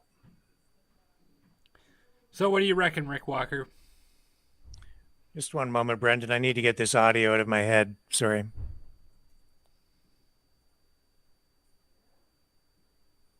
Sorry, what was your question, Brendan? So what do you reckon?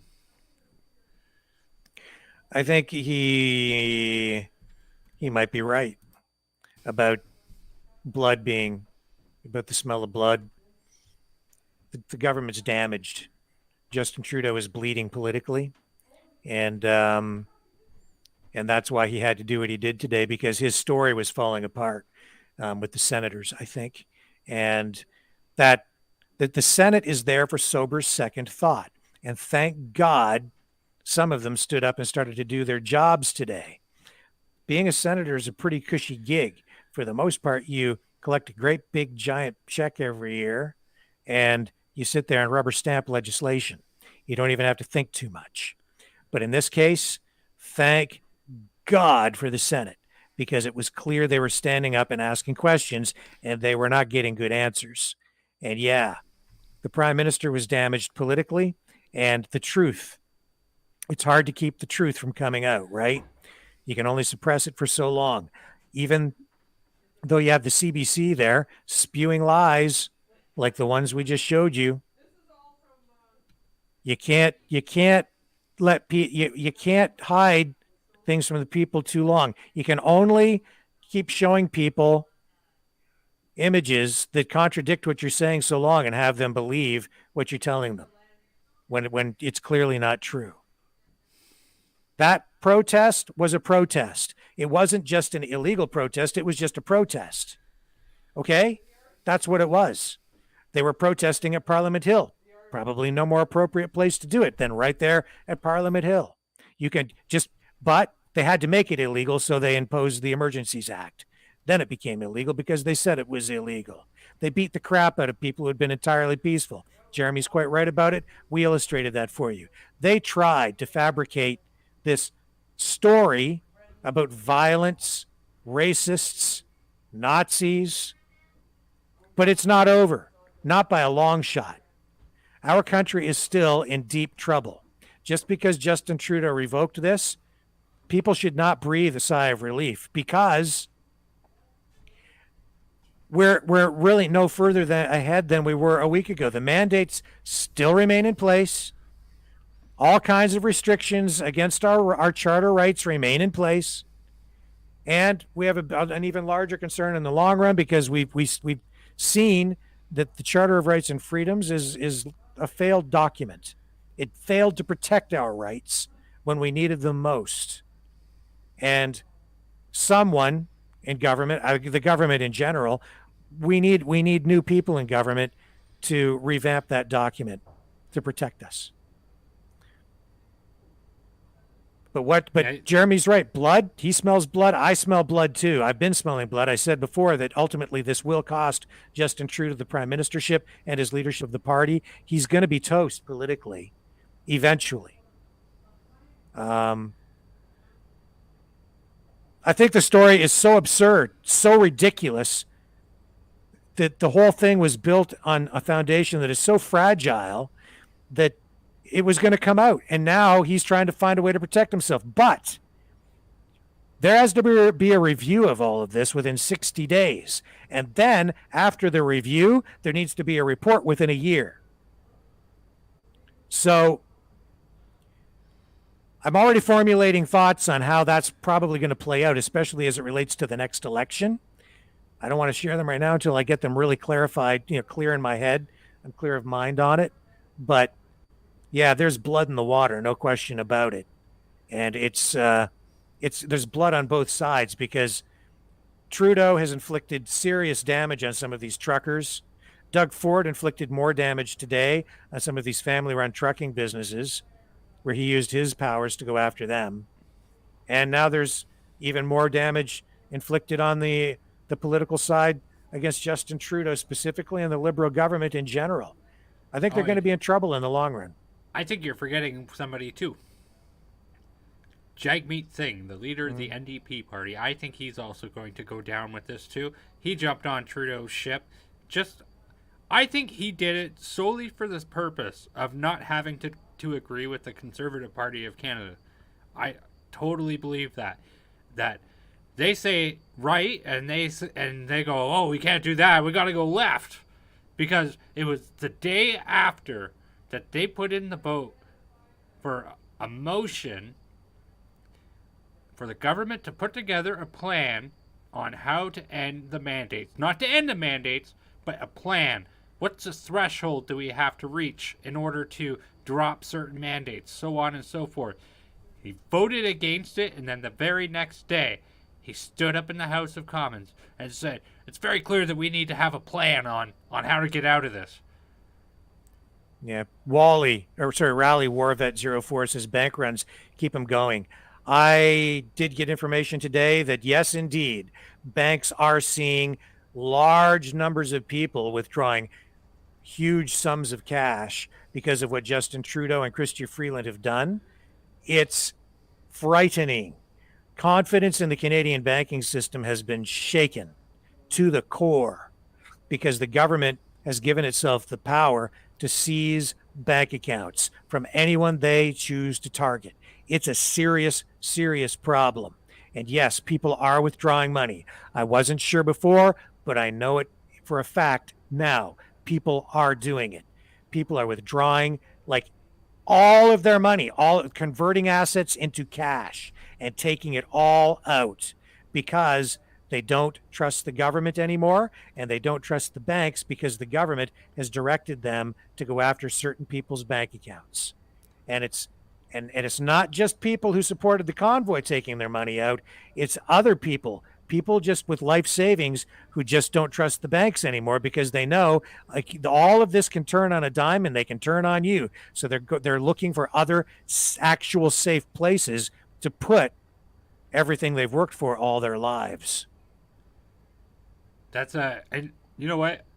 I said it already, but it bears worth repeating that a much smaller percentage of people taking out, for example, all their RRSPs or whatever investments they may have with their bank, a small percentage of them doing that is going to go a lot farther than, say, everybody calling in sick for work or whatever. So I would wager that even if less than 5% of people did that, the banks are going to have a panic. They're going to freak.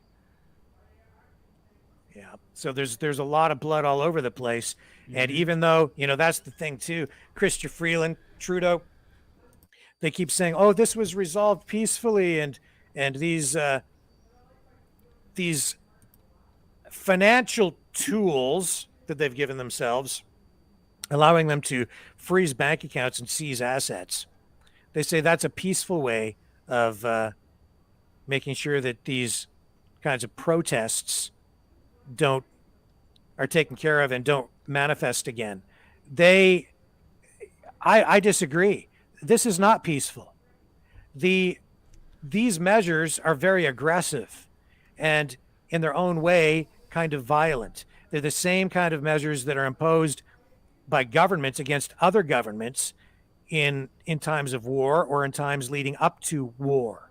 They're punitive. It's like a sanction. We've seen it time and again from the United States against terrorist groups, countries that they deem to be terrorist regimes. It's this exact same kind of tactic. Except they're putting it on their own citizenry. Their own people. Going after political opponents. That's what they've been doing. I am disgusted with how they've taken this whole thing where they could freeze your assets, and it's not talked enough about in the mainstream media about how dangerous that is, and that some people who have donated $50 to the trucker convoy are like single mothers who are not able to purchase food. Like, that is dangerous. That is very dangerous. Not only that, it's humiliating. Now, I did see that some banks were moving today to unfreeze accounts for some people, but I don't have numbers. I just know that they announced that they're doing that for some accounts. And there really has been no mechanism in place for anyone whose account has been frozen to have it unfrozen. So the decisions to do these things are being done arbitrarily and unilaterally by the banks, probably directed by government in consultation or at the direction of government. It goes to show how messy this whole thing was. They did this without thinking about a bloody thing. Yes. They did not think about a bloody thing with it. This is exactly what I talk about when I tell people everything that the government touches turns to crap. And this is what we have. And that's where the blood on the financial side comes in. This has damaged the reputation of Canadian banks internationally. It's damaged the reputation of the government internationally with regard to investment, period. If you are looking for a place to invest money, invest in a factory, invest just in anything, or park your money in a bank, are you going to choose Canada now? There are probably other places you're going to go first, because now you're afraid. You can see what the government is not only able to do, but what they're willing to do with regard to seizing assets. You want to put your money in a country like that? That's like putting your money in a place like Venezuela.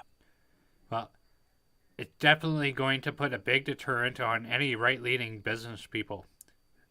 And these are typically the people who are going forward and putting together types of businesses that create jobs and make money. Like, otherwise, what are you looking at? You're looking at the anti-hate network. You're going to get a job with them? Give me a break. So the country is still in a lot of trouble.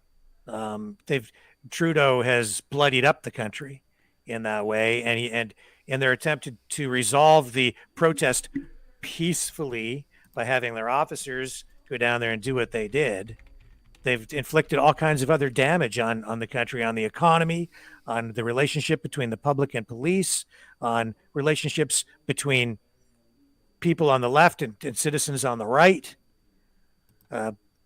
Moderate Canadians of all kinds.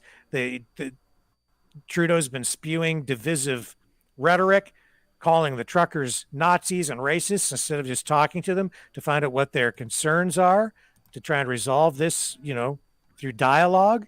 No, he's damaged his own reputation. He's bloodied up politically internationally because he has foreign leaders from other countries calling him a tyrant and a dictator. This is an absolute disaster. Everything that this government has touched over the past 2+ years has been a disaster. The response to COVID, a complete disaster. The way that they divided the country, demonized a whole group of people, failed to contain the virus, failed to live up to any of their promises in that regard, failed to beef up and improve the healthcare system across Canada, investing nothing in it, instead squandering millions and millions and millions of dollars on programs and efforts that have had no effect, locking people down, resulting in more suicides, more drug overdoses, all these other problems. We've seen it all. And now all of this. Now they went to war with their own people over what appears to be a war based on a fictional country that doesn't exist in part. It's like, I don't think you could make this crap up. If this was a movie, it wouldn't even, no one would go to see it because it would be so stupid and unbelievable. But here we are, we're living it. And the biggest joke of all, it was conceptualized by somebody who was like quite high on edibles. Like, it's like taking something out of a Cheech and Chong movie and then being like, oh yeah, that's cool, and then running with it. Now, are there other factors? Yeah, there's probably other intelligence and other information that they were using. But Justin Trudeau himself, even tonight, if you really listened to what he had to say, the only emergency that he identified, the only one that he can even point to, was the protest in Ottawa. That was it. That was the emergency. He's not pointing to anything else as an actual visible emergency right now. And the only thing that he could point to was he was worried that the truckers might come back. That's it. That justified invoking the Emergencies Act or the War Measures Act, which this is ridiculous. And again, thank God for the Senate. And don't you think for 1 minute, folks, that this thing is over. Don't think for 1 minute. It's far from over. And the damage might not even go away for generations, because if you look at what they're going to go forward with, they're requiring all crowdfunding sources have to now be registered with Syntrack or Syntrek. What is it? Fintrack. Okay, yeah. So they all have to be registered with that, and so that now the government can control, and now the government gets to decide what is acceptable and what is not acceptable. This is crazy. Like, this is absolutely nuts. It's going to take too much. It's going to take maybe 2 generations to fix all the stuff that Trudeau has broke. And isn't it strange, people, we didn't have the Emergencies Act in place, a couple weeks ago. But here tonight, it was in place. Now it's been revoked, and people are like, oh, it feels so much better. Isn't it strange? Even I feel like a huge victory has been won and we're almost getting back to normal. But we're so far from normal now that this little victory feels like so much of a weight has been lifted, which is true, but we still have so much more to recover, to restore the country to what it was. This is so the much dangling more. this is the dangling of the carrot, Rick. The dangling of the carrot. Well, have we had? Let's do something positive here for a moment. So we have this. This has been excellent at disrupting things. Like, I voted for the PPC in the last federal Canadian election, and the reason why I did that is because I know that all of our politicians were not voicing any of my concerns in federal politics. They didn't care. We needed that voice, and you know what? And now it's starting to shed issues on now they're starting to talk about issues that are a concern to me and that directly affect me. Are they doing a good job at that? Not really, but it's better than what we had before. It got rid of Aaron O'Toole. It got Premier of Quebec, Francois Legault, to stop being such a dictator. It's got mandates being dropped in Saskatchewan, mandates now being dropped in Ottawa or in Ontario, Canada, which I will believe that when it comes, but for now, let's just count it as a positive. Alberta, it caused huge disruptions in Alberta's. Like, this is perfect. Like, these are good victories. The government has had some plays that they've had, but I'm immensely proud of what the good people of my country have done. Immensely proud. Kudos, everybody. We have still a lot more. There's still much to be done, though, for Canada to be a free country again. And so many people are still suffering tonight, Brendan. Mm-hmm. So many people are still suffering. Today, I received a message from a former truck driver who now drives a school bus. I will not tell you where this person works, or even what city this person lives in, or even whether it's a man or a woman. But this person wrote to me because they have been targeted, simply because they were supporting the truckers. And this person said, help, please. I am a Canadian-born citizen. I have worked all my life paying my taxes and serving my nation. Today, for expressing my opinion about the government's use of force and bullying lies, smack talk, and misuse of power, I, on the school bus company radio, advised other drivers to stand up for their rights, to ask the company to cancel their direct deposits and ask for a check. This, of course, because this person is concerned that accounts might be frozen by the government. I blew my horn along with other drivers to support Canadian freedom. This is the result of that patriotic stance. Free speech is dead. Even communication to our fellow employees and humans is restricted in the name of profitability. And this person sent me a letter which was sent to them, a letter of reprimand. They were suspended from their job because they did that. And in what is clearly a political response to this person's support for the truckers, which, granted, is a political position, but also a warning in friendship to others to protect themselves in a strange and bizarre time when the government is seizing bank accounts and assets. So we're seeing more and more of this where people are being demonized and targeted.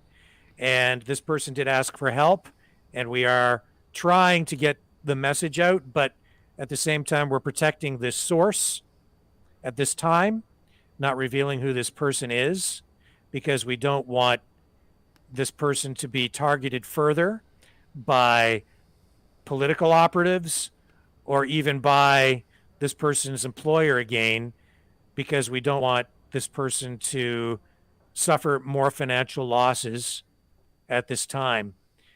However, we want to send a message to this employer, and we will right here, right now.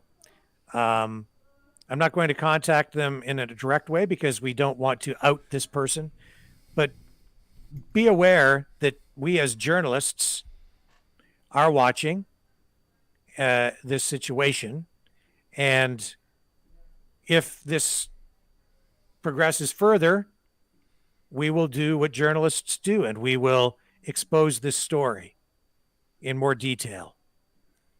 And we will do what we have to do to bring truth to the people and bring public justice to the people as well, and do what is in the best interests of the public.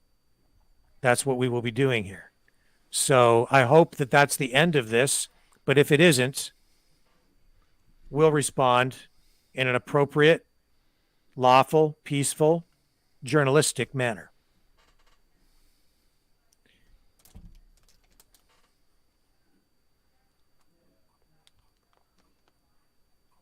So again, Brendan, it's obviously far from over, right? Oh, for sure. Definitely far from over. And for companies to take such actions, like there is, like even my former employer, for example, had like a stringent social media policy or whatever. It's like, God forbid somebody call your former employer and be like, oh, they hold this opinion. That's unruly. It's like, get out of my life. That's so not even necessary. And you know, I would wager that with this person's situation, and as well as others that I've seen in the past, that they probably had no discussion prior to doing what they did to this employer, or this employee, excuse me, which is usually a typical thing before they impact you in your workplace. I have seen several organizations in the past that have essentially said about the truckers, anybody who voices support for the truckers on their personal social media can expect to be reprimanded by their employer. And that is absolutely wrong. That is liberal, left-leaning employers that are essentially enforcing their will upon their employees. Yeah, I mean, okay, granted, there are rules that people need to follow in any job, but there are also appropriate responses, right?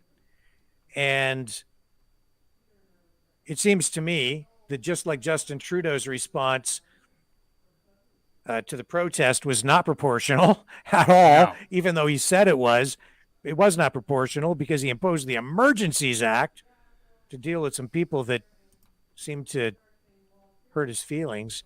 I think this school bus company also is out of line.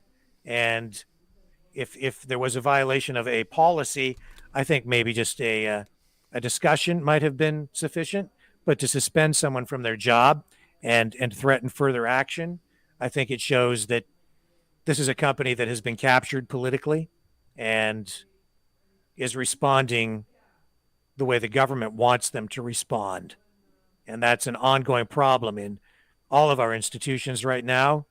And we're going to probably, if we can find time, maybe tomorrow night or the night after, I think we're going to explore the root causes of all of this all of what we're seeing in more detail. You're absolutely right there. There's so many institutions that have been captured by left-wing ideology that is almost sickening. I do know all across North America there is an epidemic of left-leaning politicians taking over municipal institutions, whether it's school boards, councils, mayors, across the board. It is absolutely astounding. Yeah, how overwhelming it is. It's all of our institutions. It's in the schools, the public schools, the high schools, the universities, all the corporations, the at the municipal level of government, provincially, all the bureaucracy. It's everywhere.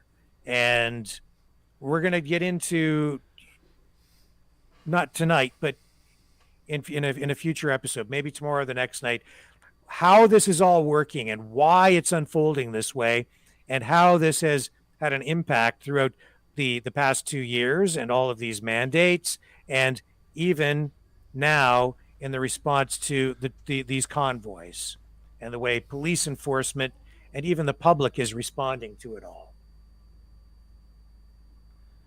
That is such a rabbit hole, and I definitely know of plenty of examples that we could throw together to make one hell of a show. So stay tuned. That'll be coming in the near future.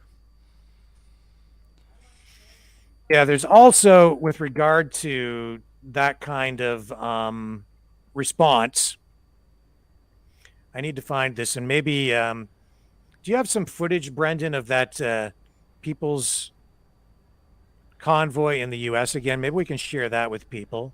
Actually, I do have footage. I would actually like to share footage of the organizer. He's giving a declaration of what his organization is expecting to achieve in Washington, D.C. And again, that's thepeoplesconvoy.org. You could check them out there. But I do have content. Let me just pull it together here. We'll only take a moment.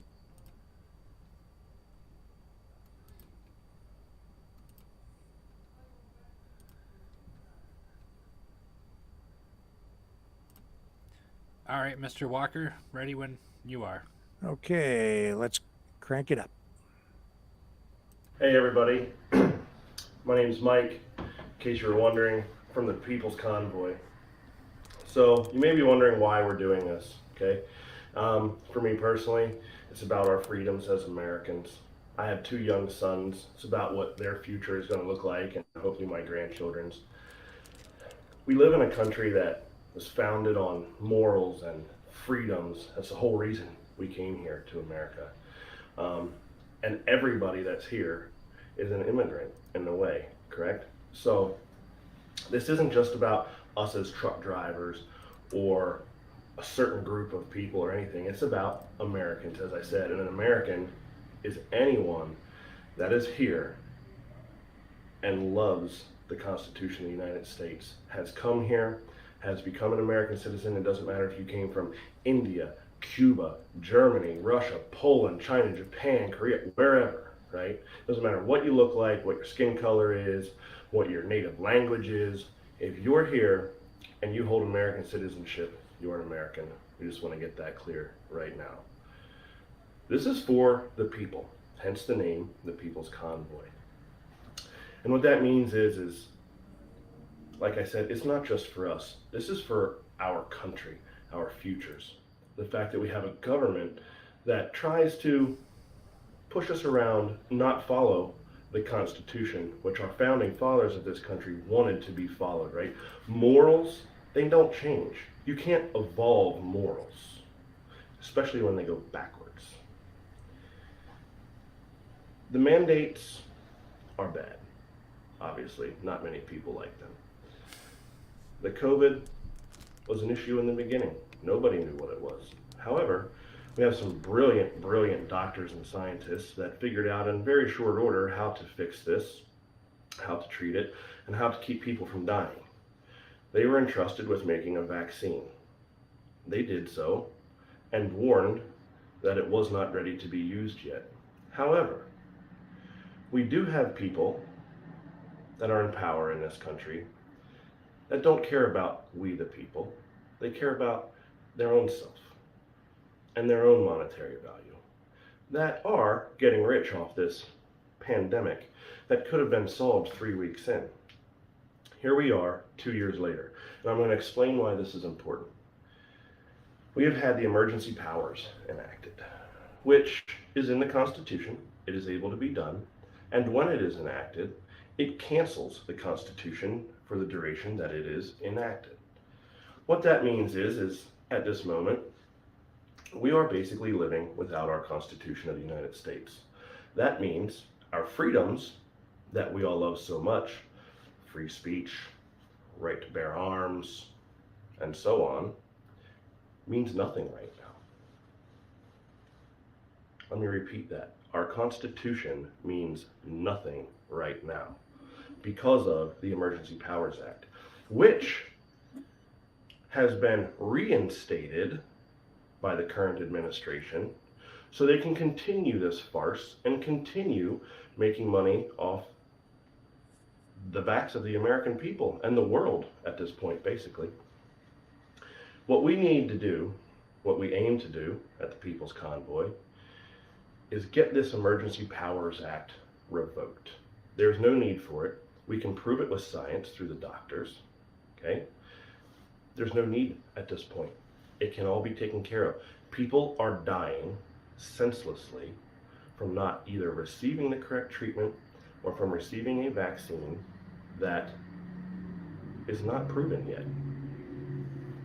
And that's just science. Me personally, it's up to you. You want a vaccine? Take it. That's the whole point of this. It's about freedom.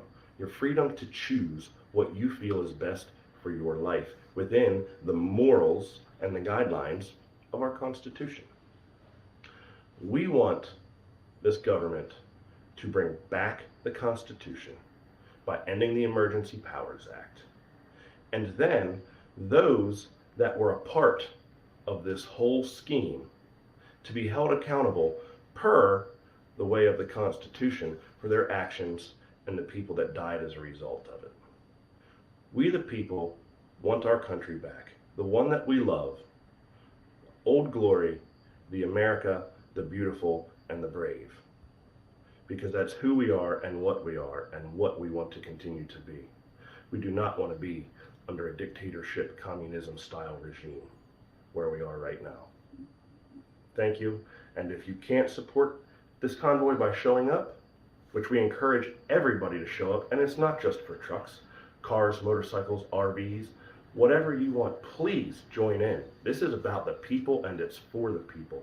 But if you can't, and you would still like to support, you can go to thepeoplesconvoy.org and donate there, or reach out through email and ask in what way you could help if you want to do so. We appreciate it greatly. This is for the people, by the people, and we aim to win. Thank you. So who is, your mic is muted. Who is that gentleman? 1 sec. His name was Mike. Can't remember his name. It was Mike. Hold up. He just says his name was Mike. He didn't say his last name. And he says he's with the People's Convoy. They do have a press release. And so they advise the People's Convoy is a nonpartisan, trucker-led effort supported by a cross-cultural and multi-faith contingent of supporters, including Dr. Pierre Carey and the doctors of the Frontline COVID-19 Critical Care Alliance, liberty-minded lawyers such as Tom Renz and Joey Gilbert, pastors like Rob McCoy and Rick Brown of Godspeak Church, transportation workers, including rail workers, pilots, and a broad consortium of organizations, including the Unity Project, the America Project, Advocates for Citizens' Rights, U.S. Freedom Flyers, the American Foundation for Civil Liberties and Freedom, faith groups from every spectrum. So, this, I think, might actually even have a bit more teeth than what we've actually seen here in Canada, because some of those organizations are quite serious, and they do have the potential to strike a nerve with the government in a whole different way. So it seems to me like they're going to go at it from the legal perspective, the medical perspective, the people perspective. It's like those things are going to be huge, I think. So what's going to happen with it is going to remain to be seen. But the federal government of the United States of America and President Joe Biden are quite scared. They have invoked 400 United States National Guard members to guard the Capitol so far. So it could remain to be seen what more they'll add to that. This is live footage of this convoy right now. They're heading from California to Arizona, of course, different time zone. So if you're in the Eastern time zone like us, who are even further east, then it's dark now, but the sun is still up there. And they're going from California to Arizona today, stopping in I can't remember exactly where they're stopping in Arizona, but eventually they'll make their way all the way to Washington, D.C. So Wednesday, depart El Demanto Stadium in California, arrive in Kingman, Arizona for overnight stay. So we'll be following this one too, and I'm sure there will be other convoys coming from other directions, and it looks like it's going to be a big one. They are looking to arrive in Washington, D.C. on March 5th, Saturday, March 5th. What are your thoughts on this? I don't think you've kind of let that kind of push through at this point. Like, do you think this is going to be successful? Do you think that this is going to have a different set of teeth than the Canadian convoy was able to have? It depends on how you define success. I think the Canadian protests were successful because they inspired other spin-off protests. And so, I mean, from the perspective of an organizer or a participant or someone who is supporting them, yes, I think they were successful. I think that they were responsible. And I think you pointed this out earlier tonight, that we saw Aaron O'Toole ousted from the Conservative Party. We've seen the mandates, premiers in provinces like Alberta and Saskatchewan and Ontario back off on their mandates. So they're coming off in those provinces. And I think that there has been a lot of success, because I think some politicians in some parts of the country did take note and did listen to what was being said. And even though they claim it wasn't because of the convoy or the protests, it obviously was. It's only in Ottawa where the government dug in its heels and Justin Trudeau decided he wasn't going to talk to them. And that led to all kinds of problems up there, because he unleashed a paramilitary force that became violent against the people. And that's extremely unfortunate. It never had to happen like that. It really did not. So, Rick Walker, that begs the question. Do you think this is going to be successful in their objective to have Biden drop the emergency orders? No, not to that degree, not like that. I think it will continue to raise awareness, and it will have some success that way. But will Biden give them what they want up front? No. Oh he my can't. gosh, look at that. Wow. Yeah, see, look at the support from the people there. It's the same thing that we saw in Canada. The same thing. People lining the highways, cheering and waving flags. Now dig the overpass. Holy gee, the overpass was full. There's Canada.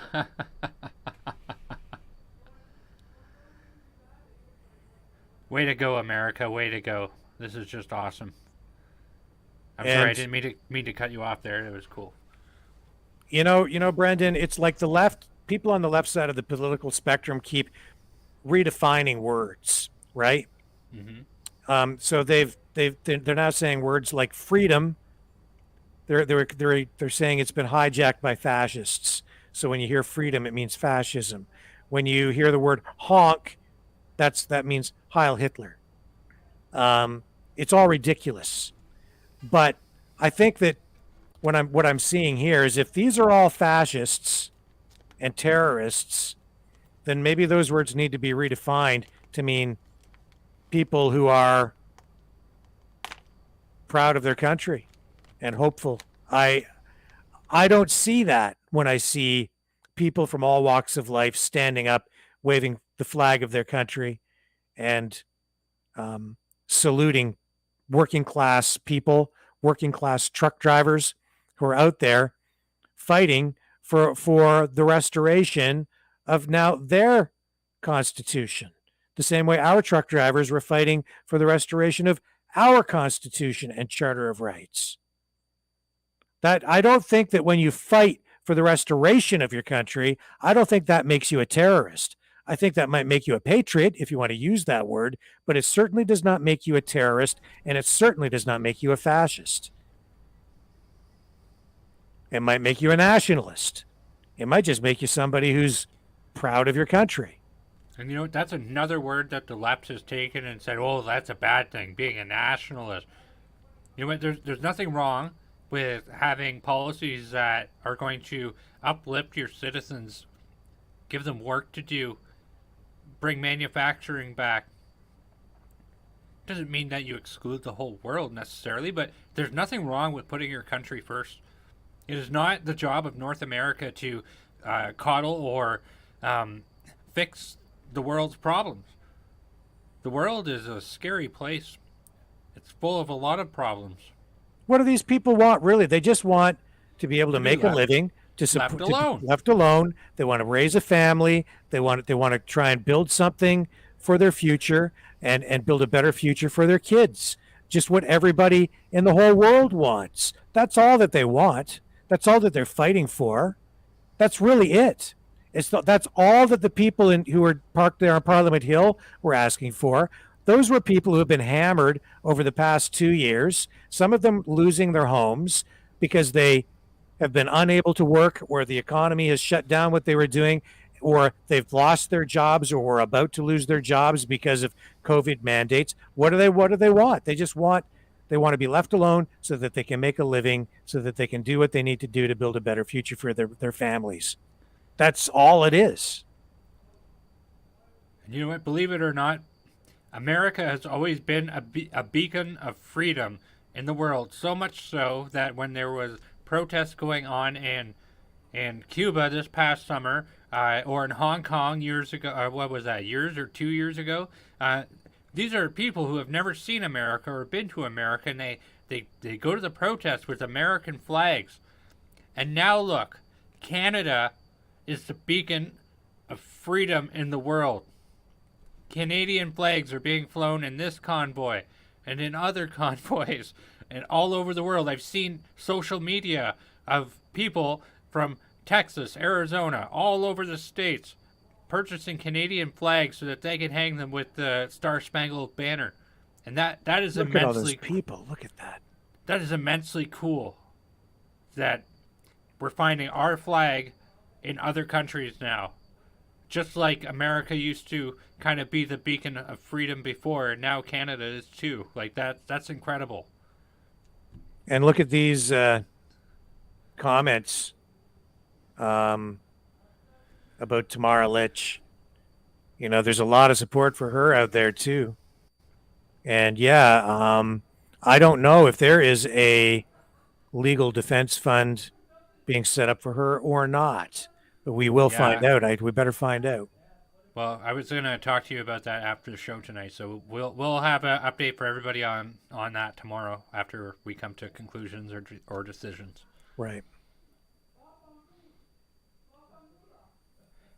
But So yeah. I definitely feel for Tamara. I think that she is being held hostage as a political prisoner. They're going to use her as a scapegoat, and they're going to use her as an example. Do as we say, or this is what will happen to you. Yeah. It's a disgrace.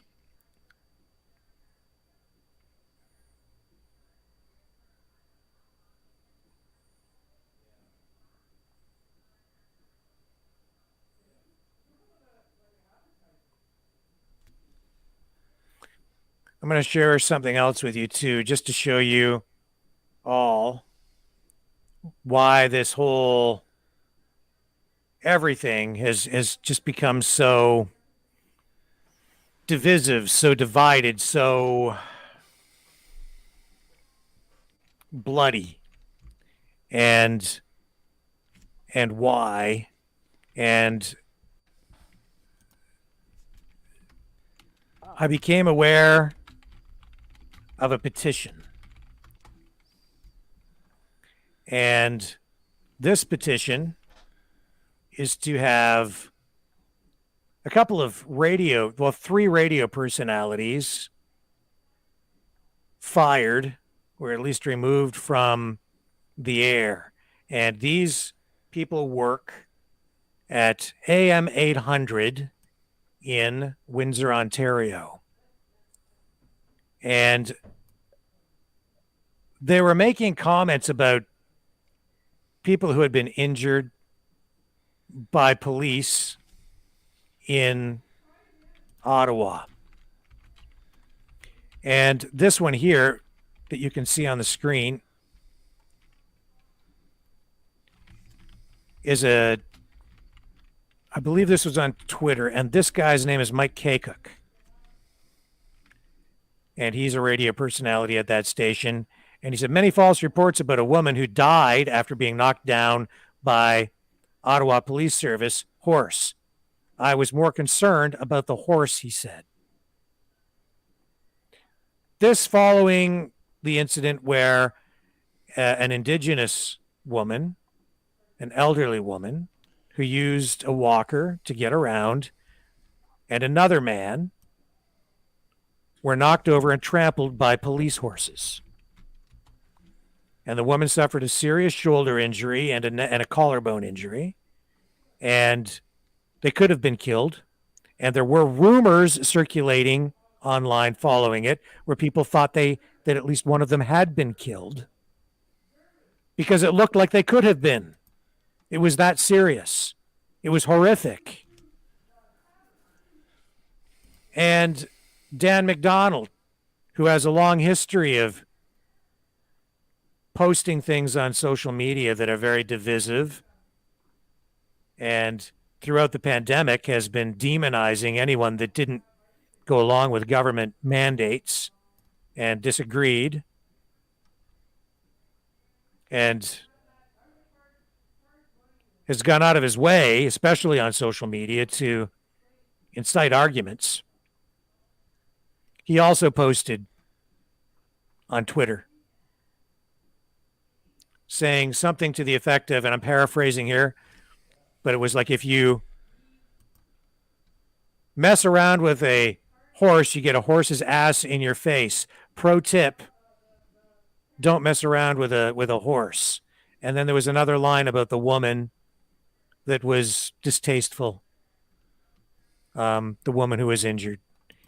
Clearly no regard at all for her welfare. I don't care if you disagree with someone politically. I don't care if you disagree with them being at a protest. These are human beings. This woman is a human being. It's not right to mock and belittle and dehumanize someone who is injured like that. So there is a petition online right now, change.org. And people are asking for these people to be removed from the airwaves there. And it shows that, there's the battle lines have been drawn, and people are pushing back on both sides. these three radio personalities are, in my view, they're working for the government.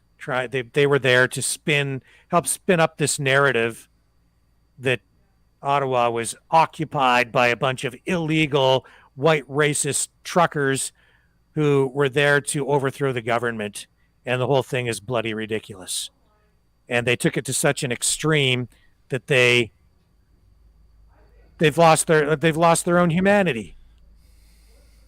So I just draw your attention to it. I'm not telling anybody what to do, but if you want to sign it, it's out there. And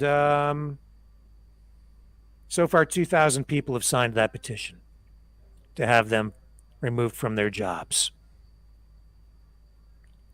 And there you go. That's a really good point, and I think we all have a lesson to learn from this, that even though we have disagreed with protests in the past, I really don't think it serves anybody any purpose to take any type of satisfaction out of people getting hurt. Some of these people who have been hurt in Ottawa will have lifetime injuries. Like, if you break your collarbone, that's not just something that goes away once it's healed. I mean, Yes. I've had broken bones, and my broken bones to this day from 15 years ago hurt really bad on some days.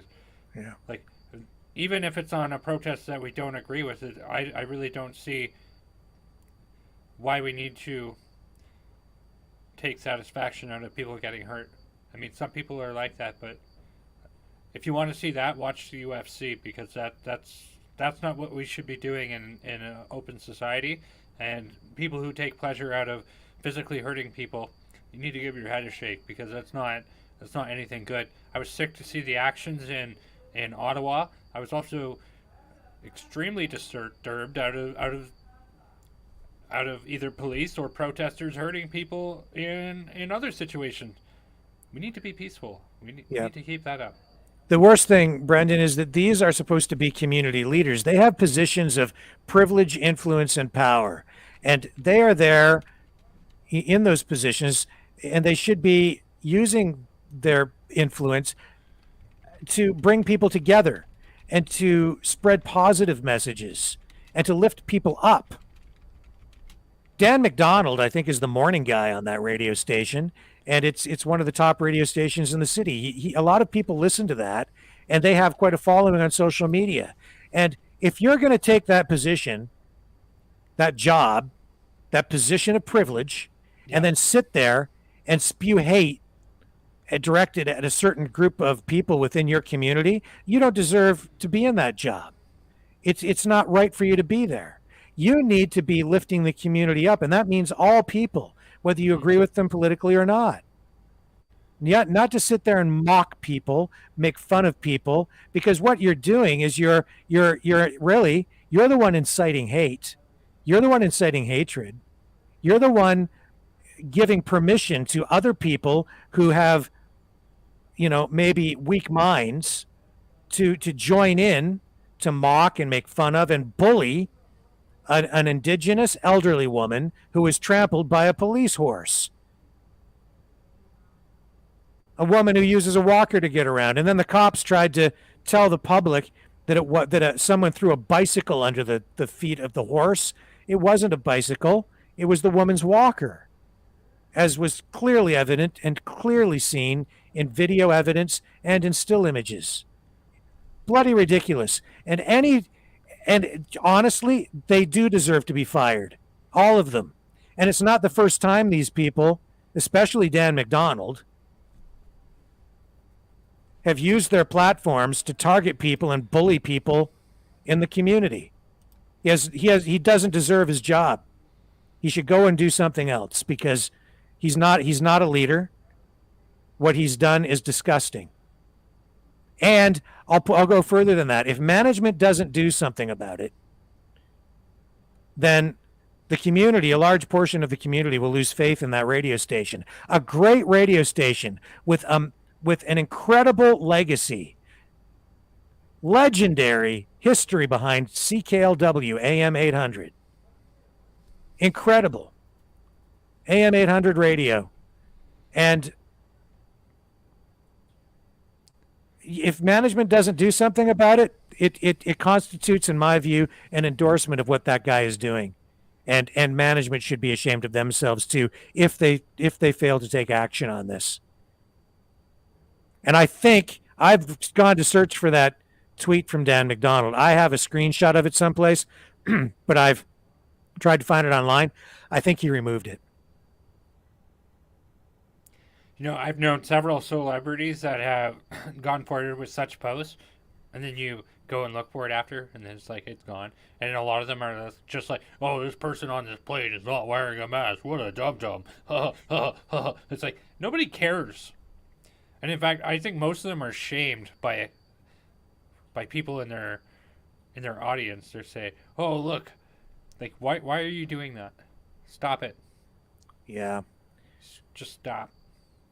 So, yeah, I thought it was important that we should bring that to people's attention as well. Now, that's, kind of a local story to the city of Windsor, but it illustrates what's going on across the country. What has been happening across the country. This bullying, this division, it comes from the top down. And really, it's been coming from the Prime Minister himself, as we've seen clearly since the convoy started, where he started to really spew hate. And calling those truckers a bunch of racists.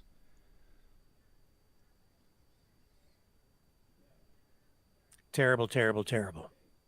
I'm so disappointed. It is very disappointing. Very disappointing.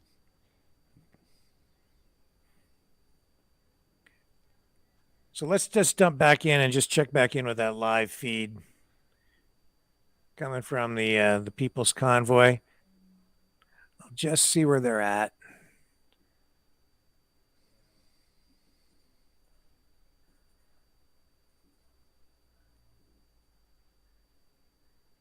Here we go.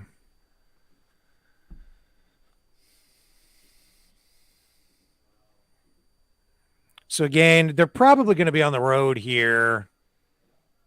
What, Brendan, another couple of hours or so? They're stopping for the night? Yep.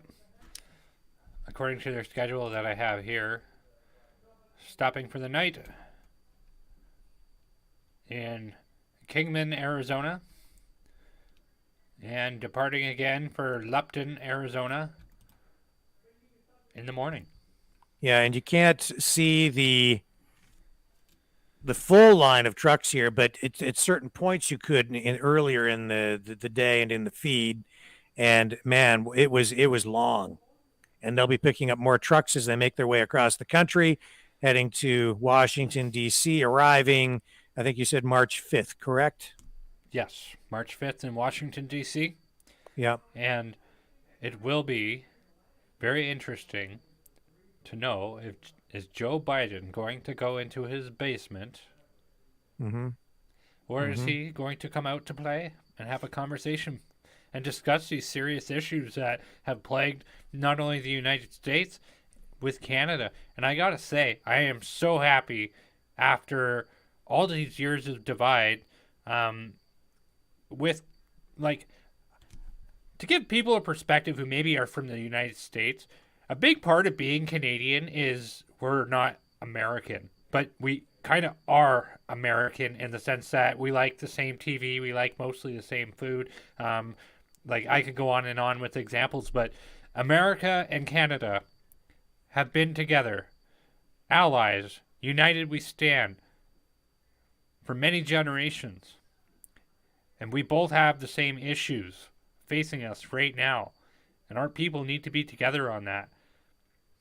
I have ancestry from the United States. I've known many Americans from the community I grew up in that they own cottages in Ontario. Like, America and Canada, we're not all that different. We're that different. We're sort of Americanized, right? Because the United States is such a huge, such a powerful country, world power, militarily, economically, right? And we're right next door. So, yeah, we're very Americanized, no question about that. But you're right, we're we're not American, and we have a lot of our own culture and values.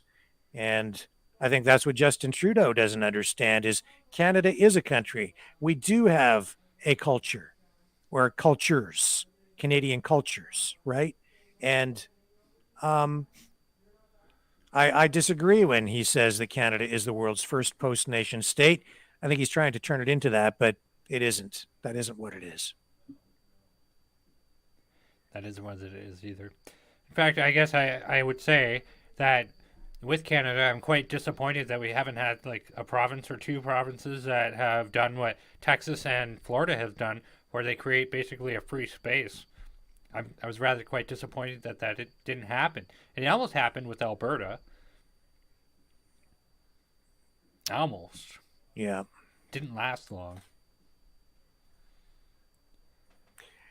And even though the Emergencies Act has been revoked, and even though the emergency in Ontario has been technically ended, there are still battles to be fought. And we're still a long way from resolving everything. And one thing we did want to show you and share with you tonight is a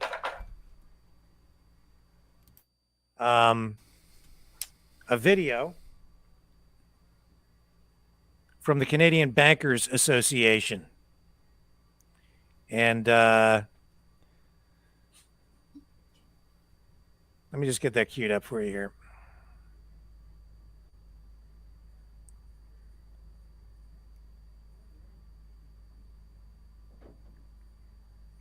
So I'm just having a little technical problem.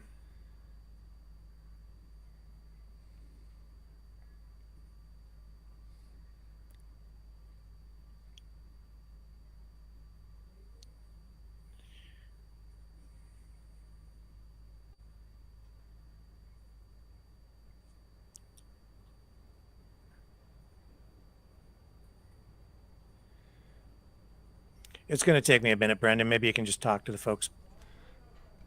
So somebody here commented, philosophically inclined, stated the Emergency Act, it may be revoked. Never forget that if they did it once, they will certainly do it again. And that is one of the major concerns that I've had with them doing this, that we've had a long history, almost 40 years of them having this, where they didn't not have to invoke this act over a lot of different serious situations in Canada that we've had since it was created. This is going to set a very piss poor, I may say, precedent for how it's going to operate. So, I mean, shame on our government. This is going to be really interesting, though, folks. I have actually follow-up documentation to share with everybody after Rick plays this. So, Rick, go ahead. Yeah, so this is the Canadian Bankers Association. This is part of what they have planned. And here they do make reference to the World Economic Forum. Now, I know a lot of people out there haven't wrapped their heads around this World Economic Forum thing, but it is real. It's a real organization. Chrystia Freeland is the second in command with the WEF, our Deputy Prime Minister and Finance Minister. She's a graduate of their school, of the Klaus Schwab School. Justin Trudeau is also. Many cabinet members are members of the WEF, and they're digitizing the medical passports are just part of the whole thing. Everything is going digital. We've got real privacy issues that need to be resolved, and they're normalizing this, and this is another step toward it. So let's watch this video and take note that they do make reference in this to the World Economic Forum.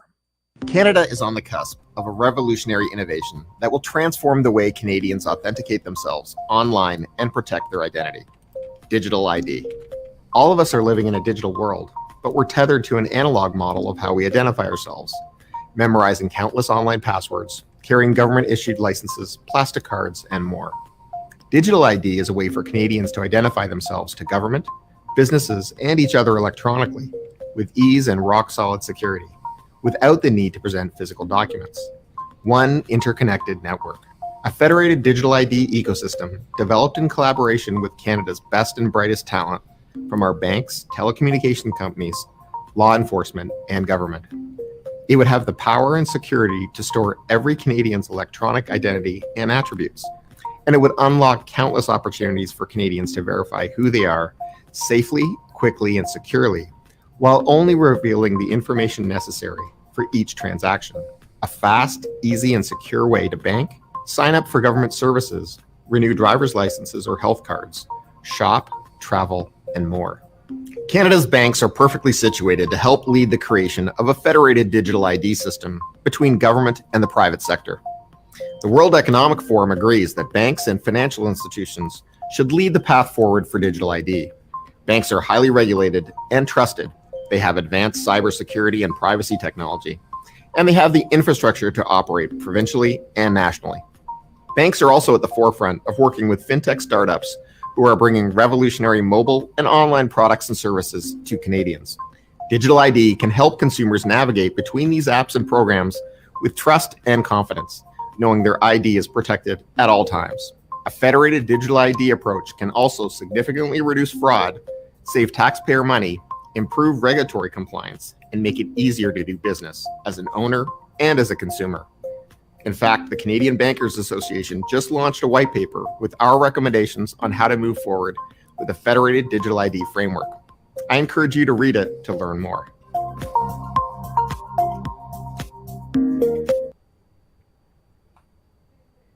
That's part of the future they envision for us. And I think we need to be concerned about it. It's a race to digitize our identification. We already have a lot of privacy issues we're dealing with regard to the internet, our cell phones, tracking, COVID passports, all of this stuff. And governments are rushing to digitize everything. And you saw the reference to the World Economic Forum, and they want banks to be sort of the first line, in one of the first lines in implementing this, because once this happens, they get control of your identification digitally. They can control every aspect of your life, as we've seen with the Convoy. They don't like what you're doing, they just freeze your account. They don't like what you're doing, this is going to lead to a cashless society. Well, that's a pretext for the social credit system, right? Like, right. It does. The government doesn't like what you're doing, so ergo, you take a financial penalty for it. Right, and you can't hide once everything is digital. There's nothing analog anymore. There's nothing. There's no, paper money's gone. So you have no alternative, no way to possibly survive if they target you. And now, Rick, and people at home, I hope you're sitting down. But the Canadian government has been funneling money since 2017 in partnership with the World Economic Forum in digital ID. If you could be so kind to pull up the link I have shared. This is ktdi.org. And you can look this up for yourself. And this is called the Known Traveler Digital ID Program. Pilot partners, World Economic Forum, Canada. Canada has already sunk millions of dollars on this project, and they have, in their last election, they did have on their platform to sink millions more dollars into this program. Yeah. Air Canada, etc. And so, and when you have the federal government here, where they talking about more restrictions on even cryptocurrencies, and they even talked through this Convoy issue about even banning cryptocurrencies. mm-hmm. We need to really take a hard look at this, because it's about privacy. It's about access to your own assets. It's about protecting people from the government. And while they're sitting here trying to normalize this and sell it to people as something that is going to be more convenient, we need to be careful that we don't trade our freedom for convenience, that we don't trade our privacy for convenience. Coupled with this, if we're going to go down this road, we need to make sure we have robust, powerful laws in place, protections that limit what government and even these financial institutions can do to us. It needs to be thought through very, very carefully before it's implemented, not after. We need to be looking ahead, not reacting after the fact.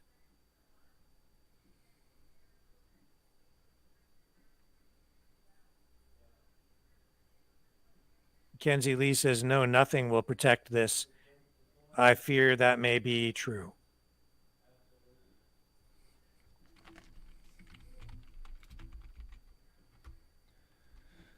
So I've seen language in all of this here pertaining to like biometrics and stuff. From what I've kind of looked at in the past, I mean, I can't see it right now, but if you look at it, it says here, what is the known traveler digital identity or a KT? So the KTDI program is a World Economic Forum initiative that brings together a global consortium of public and private sector organizations to enhance security in world travel. KTDI concept promotes secure, seamless passenger travel in anticipation of changing traveler behaviors and expectations. The critical need to strengthen cross-border security and the surge in passenger volumes expecting in the coming decade, KTDI concept anticipates an innovative and interoperable system that enables the consortium partners to access verifiable claims of a traveler identity data so that they can assess their credibility, optimize passenger processing, and manage risk. And then in this part, it was the KTDI concept provides security agencies with early, reliable, and verifiable information prior to individuals arriving at the border. This allows added time to expedite the airport process for pre-screened, legitimate low-risk travelers and focus instead on less known travelers and detecting potential risks and threats. Simultaneously, this could allow for known and low-risk passengers to be processed more efficiently for boarding and immigration, optimizing overall flow in the airport operations and redirecting focus of officials to higher risk concerns. So basically, in summary, if you do not participate in this program, you are going to be considered a high-risk individuals, and those who participate in this program are going to be identified as a low-risk individual. And that's how they're going to do it, folks. That's what's going on with it. Investigate this for yourself. Check this page out, ktdi.org. And I have a big problem with this program that we've sunk all this millions of dollars into this, and anybody who thinks that this is a good idea, what this is going to effectually do is remove the Canadian government out of your passport equation, and it will go to some global organization instead. And that's what this program is going to do. Not me.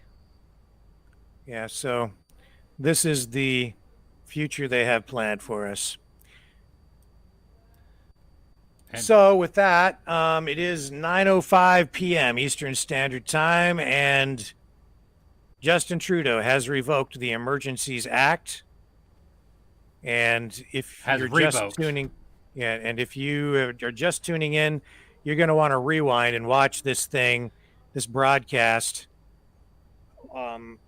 over because we shared a bizarre, shocking story with everyone tonight that revealed one of the reasons why the Emergencies Act was first invoked, and one of the reasons, shockingly, why it was revoked tonight by the Prime Minister.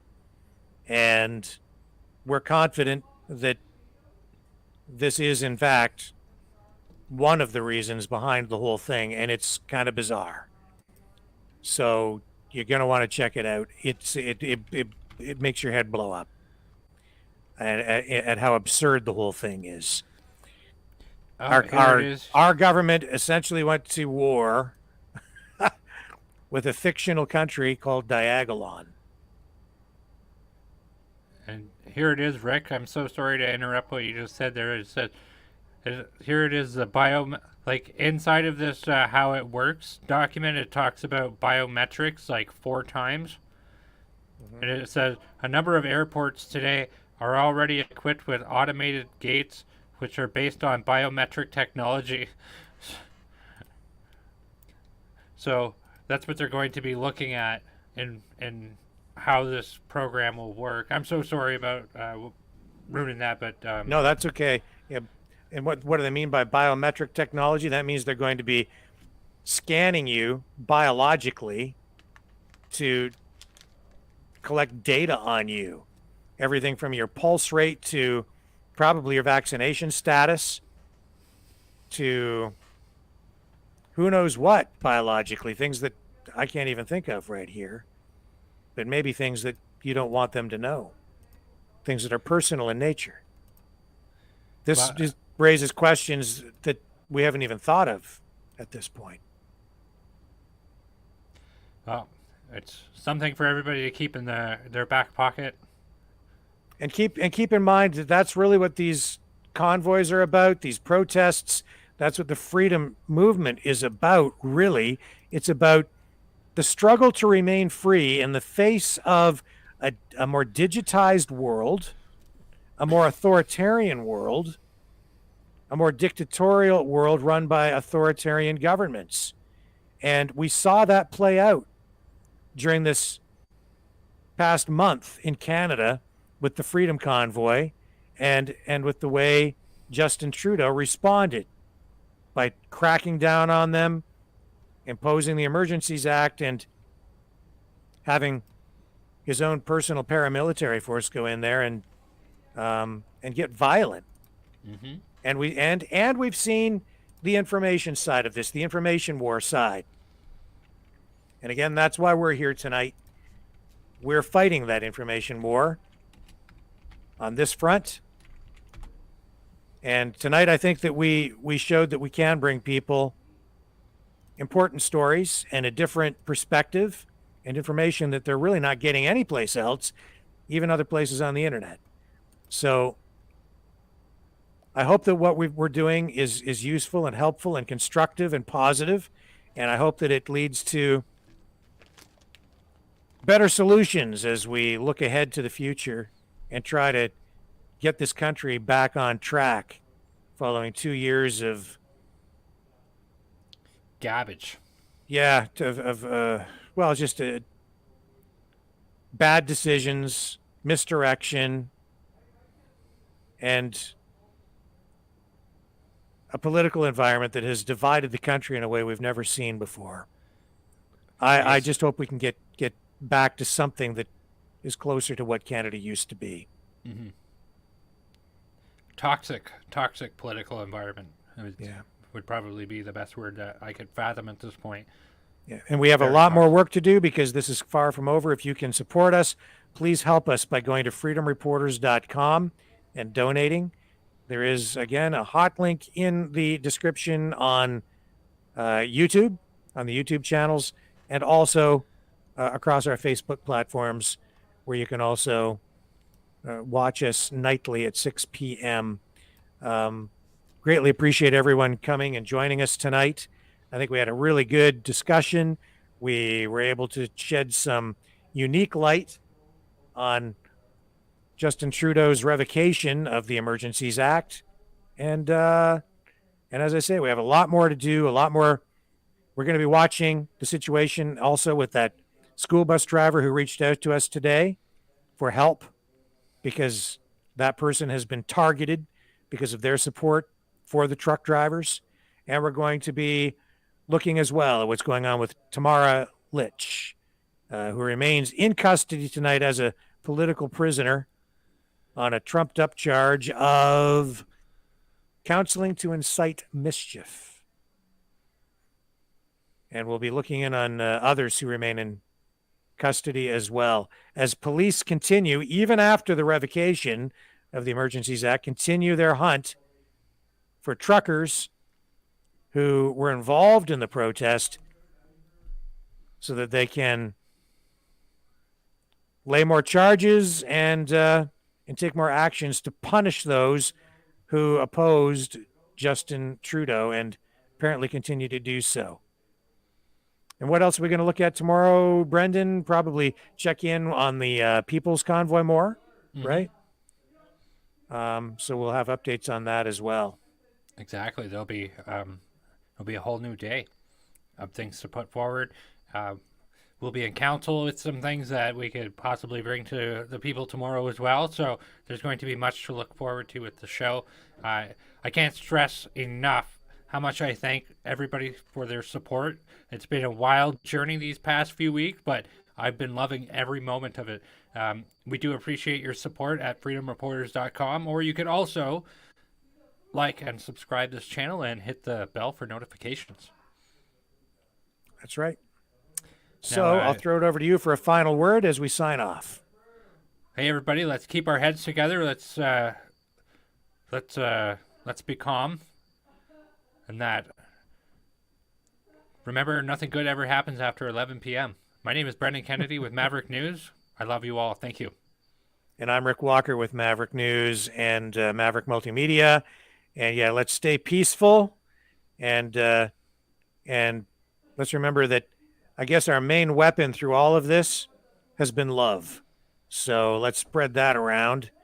And with that, as Carla says, love always wins. So I hope that leaves everyone with a little inspiration and some hope tonight.